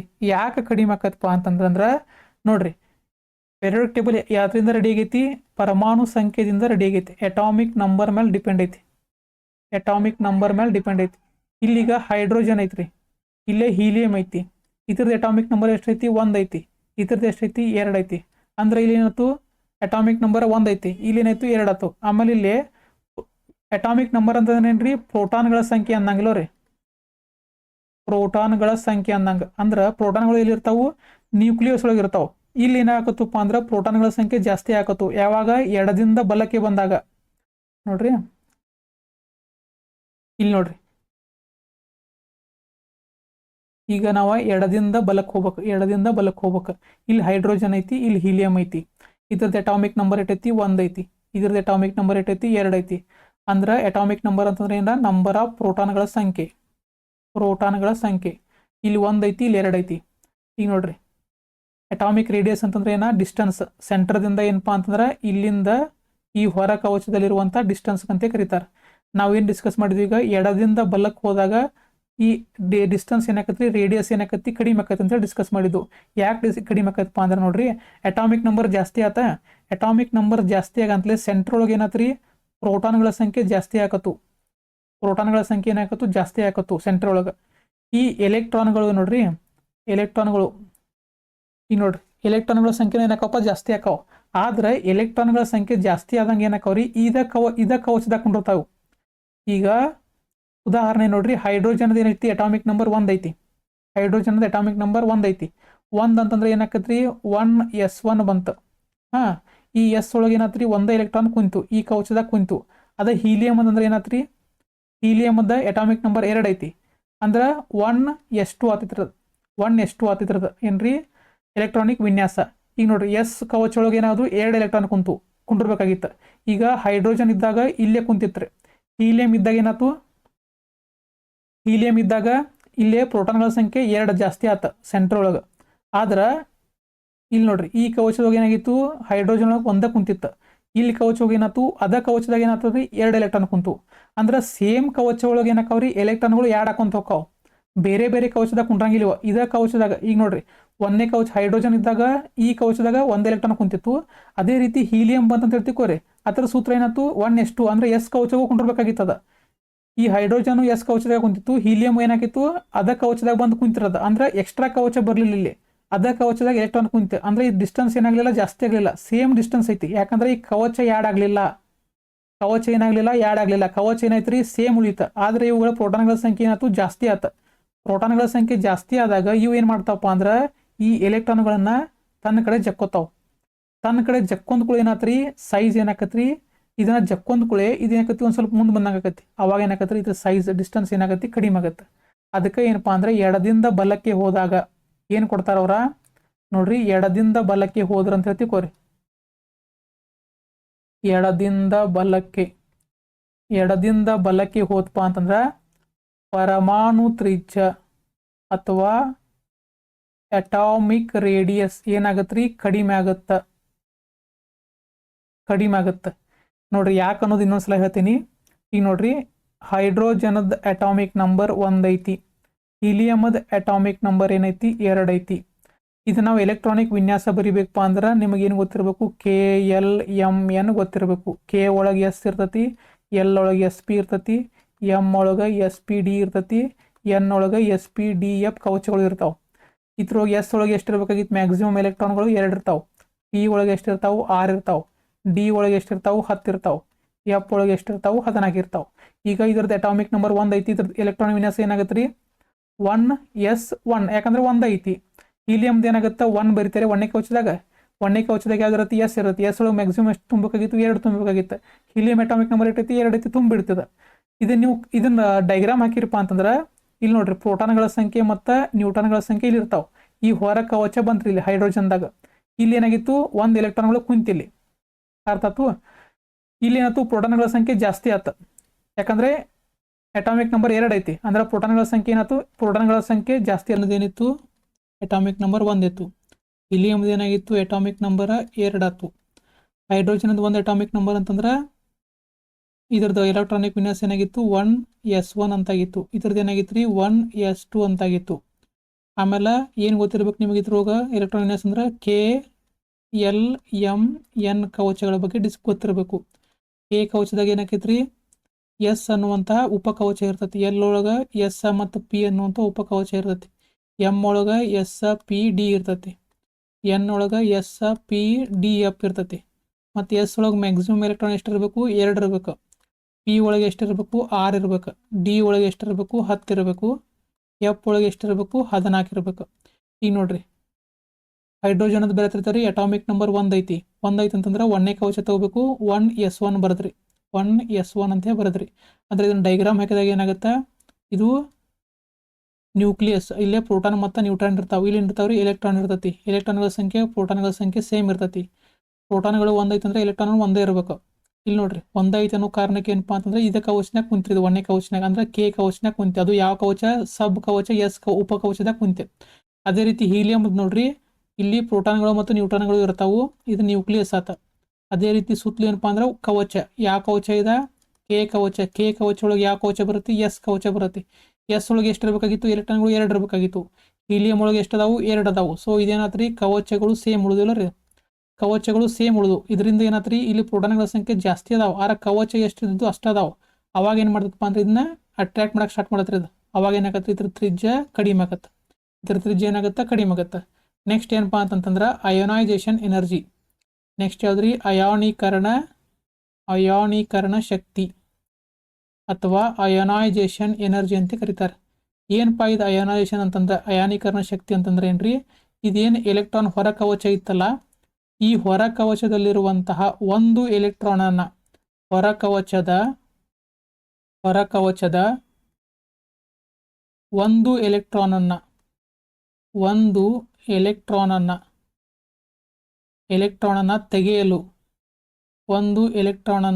ತೆಗೆಯಲು ಬೇಕಾದ ಶಕ್ತಿ ಇದಕ್ಕೆ ಏನಂತ ಕರೀತಾರೋ? ಅಯಾನೀಕರಣ ಶಕ್ತಿ ಅಥವಾ ಅಯೋನೈಸೇಷನ್ ಎನರ್ಜಿ ಅಂತ ಕರೀತಾರೆ. ಈ ಹೊರ ಕವಚದಲ್ಲಿರುವಂತ ಒಂದು ಎಲೆಕ್ಟ್ರಾನ್ ಅನ್ನು ತೆಗಿಬೇಕಂದ್ರೆ ಎಷ್ಟು ಶಕ್ತಿ ಬೇಕಲ್ರಿ? ಆ ಶಕ್ತಿ ಏನಂತ ಕರೀತಾರ್ರಿ? ಅಯಾನೀಕರಣ ಶಕ್ತಿ ಅಂತ ಕರೀತಾರೆ. ಈಗ ನೋಡ್ರಿ, ನಾವು ಎಡದಿಂದ ಬಲಕ್ಕೆ ಬರಬೇಕಾ ಪೀರಿಯಾಡಿಕ್ ಟೇಬಲ್ ಒಳಗೆ? ಎಡದಿಂದ ಬಲಕ್ಕೆ ಬಂದಾಗ ಏನಾಗಿತ್ತು? ಪರಮಾಣು ತ್ರಿಜ್ಯ ಕಡಿಮೆ ಆಗಿತ್ತು. ತ್ರಿಜ್ಯ ಕಡಿಮೆ ಆದಾಗ ಏನಾಗಿತ್ರಿ? ಇದ್ರೊಳಗೆ ಡಿಸ್ಟೆನ್ಸ್ ಏನಾಯ್ತು? ಕಡಿಮೆ ಇತ್ತು. ಇಲ್ಲಿ ನೋಡ್ರಿ ಹೊರಗಿನ ಇಲ್ಲೇ ಇಲ್ಲೇಕಿತ್ತು ನ್ಯೂಕ್ಲಿಯಸ್ ಆಕರ್ಷಣಾ ಬಲ ಜಾಸ್ತಿ ಐತಿ. ಇಲ್ಲಿ ನ್ಯೂಕ್ಲಿಯಸ್ ಏನ್ ಮಾಡ್ತಿತ್ತು? ಈ ಎಲೆಕ್ಟ್ರಾನ್ಗಳನ್ನ ಜಾಸ್ತಿ ಆಕರ್ಷಣೆ ಮಾಡ್ತಿತ್ತು. ಯಾಕಂದ್ರೆ ಇದ್ರ ಡಿಸ್ಟೆನ್ಸ್ ಕಡಿಮೆ ಆಗಿತ್ತು. ಈಗ ಎಡದಿಂದ ಬಲಕ್ಕೆ ಬಂದಾಗ ಪರಮಾಣು ತ್ರಿಜ್ಯ ಏನಾಗಿತ್ತು? ಕಡಿಮೆ ಆಗಿತ್ತು. ಅವಾಗ ಡಿಸ್ಟೆನ್ಸ್ ಕಡಿಮೆ ಆಗಿತ್ತು. ಅವಾಗ ಇದೇನಾಕತ್ರಿ? ಆಕರ್ಷಣಾ ಬಲ ಜಾಸ್ತಿ ಐತಿ. ಇಲ್ಲಿ ಆಕರ್ಷಣಾ ಬಲ, ಎತ್ತರದ ಆಕರ್ಷಣಾ ಬಲ, ನ್ಯೂಕ್ಲಿಯಸ್ದ ಆಕರ್ಷಣಾ ಬಲ ಎತ್ತರ ಮೇಲೆ, ಈ ಎಲೆಕ್ಟ್ರಾನ್ಗಳ ಮೇಲೆ. ಮತ್ತು ಈ ಫೋರ್ಸ್ ಆಕರ್ಷಣಾ ಬಲ ಜಾಸ್ತಿ ಐತಿ ಅನ್ನೋ ಕಾರಣಕ್ಕೆ ಏನಪ್ಪಾ ಅಂದ್ರೆ ಇಲ್ಲಿರುವಂಥ ಎಲೆಕ್ಟ್ರಾನ್ ಅನ್ನ ನೀವು ತೆಗಿಬೇಕಂತಂದ್ರೆ ಶಕ್ತಿ ಜಾಸ್ತಿ ಕೊಡ್ಬೇಕಲ್ಲ ಇದಕ್ಕೆ. ಯಾಕಂದ್ರೆ ಇದನ್ನ ಬಿಟ್ಟು ಕೊಡಂಗಿಲ್ರಿ. ಇದು ಯಾವುದು? ನ್ಯೂಕ್ಲಿಯಸ್. ಅವಾಗ ಇದನ್ನ ಎನರ್ಜಿನ ಜಾಸ್ತಿ ಅಪ್ಲೈ ಮಾಡ್ಬೇಕು ನೀವು ಇದನ್ನ ತೆಗಿಬೇಕಂತಂದ್ರೆ. ಅದಕ್ಕೆ ಏನಾಗುತ್ತೆ ರೀ? ಅಯೋನೈಸೇಷನ್ ಎನರ್ಜಿ ಏನಾಗುತ್ತೆ? ಎಡದಿಂದ ಬಲಕ್ಕೆ ಬಂದಾಗ ಹೆಚ್ಚಾಗುತ್ತದೆ. ಅದೇ ರೀತಿ ಮೇಲಿನಿಂದ ಕೆಳಗಡೆ ಬಂದಾಗ ಏನು ಹೇಳಿದ್ದು ನಾವು ನಿಮ್ಗೆ? ಒಂದು ಕವಚ ಜಾಸ್ತಿ ಆಕತಿ, ಕವಚಗಳು ಜಾಸ್ತಿ ಆಕಾವ ಅಂತ ಹೇಳಿದ್ದು. ಕವಚ ಜಾಸ್ತಿ ಆತಂತಂದ್ರೆ ಏನಾಗತ್ರಿ? ಇದರ ನಡುವೆ ಡಿಸ್ಟೆನ್ಸ್ ಕಡಿಮೆ ಆತ. ಅವಾಗ ಏನಾತ್ರಿ? ಡಿಸ್ಟೆನ್ಸ್ ಕಡಿಮೆ ಆತಂತಂದ್ರೆ ಆಕರ್ಷಣ ಬಲ ಏನಾಗುತ್ತೆ? ಕಡಿಮೆ ಆಗುತ್ತೆ. ಆಕರ್ಷಣ ಬಲ ಕಡಿಮೆ ಆಗುತ್ತೆ. ಈ ಆಕರ್ಷಣ ಬಲ ಕಡಿಮೆ ಆತಂದ್ರೆ ನೀವು ಈಸಿಯಾಗಿ ಇದನ್ನ ಎಲೆಕ್ಟ್ರಾನ್ ತೆಗೆದು ಒಗಿಬೋದಿಲ್ಲ ರೀ. ಅವಾಗ ಏನಾಗತ್ರಿ? ಅಯಾನೀಕರಣ ಶಕ್ತಿ ಏನಾಗತ್ರಿ? ಕಡಿಮೆ ಆಗತ್ತೆ. ಅಯಾನೀಕರಣ ಶಕ್ತಿ ಕಡಿಮೆ ಆಗತ್ತೆ. ಎಡದಿಂದ ಬಲಕ್ಕೆ ಬಂದಾಗ ಏನಾಗುತ್ತೆ? ಹೆಚ್ಚಾಗುತ್ತೆ. ಮೇಲಿನಿಂದ ಕೆಳಗಡೆ ಬಂದಾಗ ಕಡಿಮೆ ಆಗುತ್ತೆ. ನೆಕ್ಸ್ಟ್ ಇನ್ನೊಂದು ಕಾನ್ಸೆಪ್ಟ್ ಬರುತ್ತೆ. ಯಾವುದಪ್ಪ ಅಂದ್ರೆ ಎಲೆಕ್ಟ್ರೋನೆಗೆಟಿವಿಟಿ.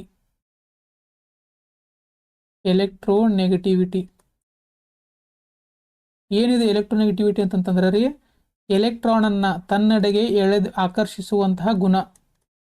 ಎಲೆಕ್ಟ್ರಾನ್ಗಳನ್ನ ಆಕರ್ಷಿಸುವ ಗುಣ. ಅತಿ ಹೆಚ್ಚು ಎಲೆಕ್ಟ್ರೋನೆಗೆಟಿವಿಟಿ ಹೊಂದಿರುವಂತಹ ಮೂಲ ವಸ್ತು ಯಾವ್ದ್ರಿ? ಫ್ಲೋರಿನ್. ಯಾಕಂದ್ರೆ ಅಲ್ಲಿ 17 ಇದ್ದು ಅದಕ್ಕೆ 18 ಬೇಕಾಗಿರ್ತಾವ. ಜಲ್ದಿ ಎಳ್ಕೊಂಡ್ಬಿಡ್ತದೆ ಅದು. ಎಲೆಕ್ಟ್ರಾನ್ಗಳನ್ನ ಆಕರ್ಷಿಸುವ ಗುಣ. ಈಗ ಎಡದಿಂದ ಬಲಕ್ಕೆ ಬರ್ಬೇಕು ಅನ್ನಕ್ಕೆ ಪೀರಿಯಾಡಿಕ್ ಟೇಬಲ್ ಒಳಗೆ ಇದೆ. ಎಡದಿಂದ ಬಲಕ್ಕೆ ಬರ್ಬೇಕು. ಎಡದಿಂದ ಬಲಕ್ಕೆ ಬಂದಾಗ ಏನಾತ್ರಿ? ನ್ಯೂಕ್ಲಿಯಸ್ ಇರ್ತೈತೆ. ಕವಚಗಳು ಆಗಂಗಿಲ್ರಿ. ಇಲ್ಲಿ ಏನಾಗೈತಿ? ಡಿಸ್ಟೆನ್ಸ್ ಕಡಿಮೆ ಇರ್ತೈತಿ. ಕಡಿಮೆ ಇರತ್ತೆ. ಅವಾಗ ಏನು ಮಾಡ್ತೈತಿ? ಈ ನ್ಯೂಕ್ಲಿಯಸ್ ಈಸಿಯಾಗಿ ಏನಾಕತ್ರಿ? ಎಲೆಕ್ಟ್ರಾನ್ ಅನ್ನ ಆಕರ್ಷಣೆ ಮಾಡ್ತೈತಿ. ಆಕರ್ಷಣಾ ಬಲ ಏನೈತ್ರಿ? ಎಲೆಕ್ಟ್ರಾನ್ಗಳನ್ನ ಆಕರ್ಷಿಸುವ ಗುಣ ಇಲ್ಲಿ ಏನಾಕತ್ರಿ? ಜಾಸ್ತಿ ಆಗುತ್ತೆ. ಎಲ್ಲಿದ? ಎಡದಿಂದ ಬಲಕ್ಕೆ ಬಂದಾಗ. ಯಾಕಂದ್ರೆ ಪರಮಾಣು ತ್ರಿಜ್ಯ ಕಡಿಮೆ ಐತಿ, ಆಕರ್ಷಣಾ ಬಲ ಜಾಸ್ತಿ ಆಗುತ್ತೆ, ಎಲೆಕ್ಟ್ರಾನ್ಗಳನ್ನ ತನ್ನೆಡೆಗೆ ಎಳೆದುಕೊಡುವ ಗುಣ ಜಾಸ್ತಿ ಐತಿ. ಎಲೆಕ್ಟ್ರೋನೆಗೆಟಿವಿಟಿ ಏನೈತ್ರಿ? ಇಲ್ಲಿ ಹೊರಗೆ ಬೇಕಾದ ಎಲೆಕ್ಟ್ರಾನ್ಗಳು ಬಂದು ಅಂತ ಹೇಳ್ತಿಕೋರಿ, ಅವುಗಳನ್ನ ಆಕರ್ಷಣೆ ಮಾಡುವಂಥ ಗುಣ ಏನಾಗುತ್ತೆ, ಜಾಸ್ತಿ ಆಗುತ್ತೆ ಎಡದಿಂದ ಬಲಕ್ಕೆ ಬಂದಾಗ. ಅದ ಮೇಲಿನಿಂದ ಕೆಳಗಡೆ ಬಂದಾಗ, ಮೇಲಿನಿಂದ ಕೆಳಗಡೆ ಬಂದು ಅಂತ ಹೇಳ್ತಿಕೋರಿ, ಅವಾಗ ಏನಾಗುತ್ತೆ, ಕವಚಗಳು ಯಾಡಕ್ಕಾವ, ಹೊಸ ಕವಚಗಳು ಯಾಡಕ್ಕಾವ. ಕವಚಗಳು ಯಾಡೋದಪ್ಪ ಅಂದ್ರೆ ಇಲ್ಲಿ ಆಕರ್ಷಣಾ ಬಲ ಕಡಿಮೆ ಆಗುತ್ತೆ. ಆಕರ್ಷಣಾ ಬಲ ಕಡಿಮೆ ಆತಂತಂದ್ರೆ ಇಲ್ಲಿ ಹೊರಗಿರುವಂಥ ಎಲೆಕ್ಟ್ರಾನ್ಗಳನ್ನ ತನ್ನಡೆಗೆ ಎಳೆದು ಕೊಡುವಂಥ ಗುಣ ಏನಾಗುತ್ತೆ ರೀ, ಕಡಿಮೆ ಆಗುತ್ತೆ. ಎಲೆಕ್ಟ್ರೋನೆಗೆಟಿವಿಟಿ ಏನಾಗುತ್ತೆ ರೀ, ಕಡಿಮೆ ಆಗುತ್ತೆ. ಆಕರ್ಷಣಾ ಬಲ ಏನಾದ್ರೂ ಕಡಿಮೆ ಆಗುತ್ತೆ, ಯಾಕಂದ್ರೆ ಕವಚಗಳು ಯಾಡಕೊಂತ ಬರ್ತಾವೆ. ಎಷ್ಟು ದೂರ ಆಗುತ್ತಲ್ಲ ಅಷ್ಟು ಆಕರ್ಷಣಾ ಬಲ ಕಡಿಮೆ ಆಗುತ್ತೆ. ಅದರಿಂದ ಎಲೆಕ್ಟ್ರೋನೆಗೆಟಿವಿಟಿ ಏನಾಗುತ್ತೆ, ಎಡದಿಂದ ಬಲಕ್ಕೆ ಬಂದ್ರೆ ಜಾಸ್ತಿ, ಮೇಲಿನಿಂದ ಕೆಳಗಡೆ ಬಂದಾಗ ಕಡಿಮೆ. ಒಂದು ಟೇಬಲ್ ಹಾಕೊಂಡ್ಬಿಡ್ರಿ ಇದಕ್ಕೆ. ನೋಡ್ರಿ, ಒಂದಕ್ಕೆ ಯಾವ್ದು ಬರ್ತೈತಿ, ಪರಮಾಣು ತ್ರಿಜ್ಯ.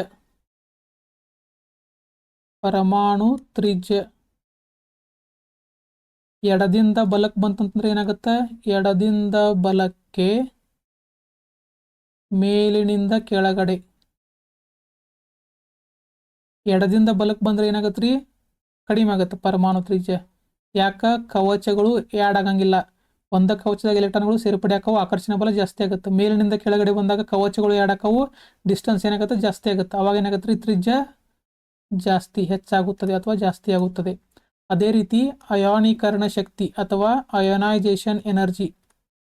ಅಯಾನೀಕರಣ ಶಕ್ತಿ ಅಂತಂದ್ರೆ ಏನಾಗುತ್ತೆ, ಹೊರ ಕವಚದಲ್ಲಿರುವಂಥ ಎಲೆಕ್ಟ್ರಾನ್ಗಳನ್ನ ತೆಗೆದು ಒಗೆಯುವಂಥ ಏನ್ರಿ ಶಕ್ತಿ. ಇಲ್ಲಿ ಏನಾಗುತ್ತೆ, ಫೋರ್ಸ್ ಜಾಸ್ತಿ ಇರುತ್ತೆ, ಆಕರ್ಷಣಾ ಬಲ ಜಾಸ್ತಿ ಇರುತ್ತೆ. ನೀವು ಈಸಿಯಾಗಿ ಏನು ಮಾಡಕ್ಕೆ ಬರಲ್ಲ, ಎಲೆಕ್ಟ್ರಾನ್ನ ತೆಗೆದು ಒಗ್ಯಕ್ಕೆ ಬರಂಗಿಲ್ಲ. ಶಕ್ತಿ ಏನು ಬೇಕಾಕೈತಿ, ಜಾಸ್ತಿ ಬೇಕಾಕೈತಿ. ಇದಕ್ಕೆ ಶಕ್ತಿ ಏನಾಗೈತಿ, ಜಾಸ್ತಿ ಬೇಕಾಕೈತಿ. ಇಲ್ಲಿ ಏನಾಕತ್ರಿ, ಕವಚಗಳು ಯಾಡಕ್ಕವ, ಆಕರ್ಷಣಾ ಬಲ ಕಡಿಮೆ ಆಗುತ್ತೆ. ನೀವು ಈಸಿಯಾಗಿ ಏನು ಮಾಡ್ಬೋದು ಅಂದ್ರೆ ಹೊರಗಿನ ಎಲೆಕ್ಟ್ರಾನ್ಗಳನ್ನ ತೆಗೆದೊಗಿಬೋದು. ಅಯಾನೀಕರಣ ಶಕ್ತಿ ಏನಾಗುತ್ತೆ, ಇಲ್ಲಿ ಕಡಿಮೆ ಬೇಕಾಕತಿ. ಅದೇ ರೀತಿ ಎಲೆಕ್ಟ್ರೋನೆಗೆಟಿವಿಟಿ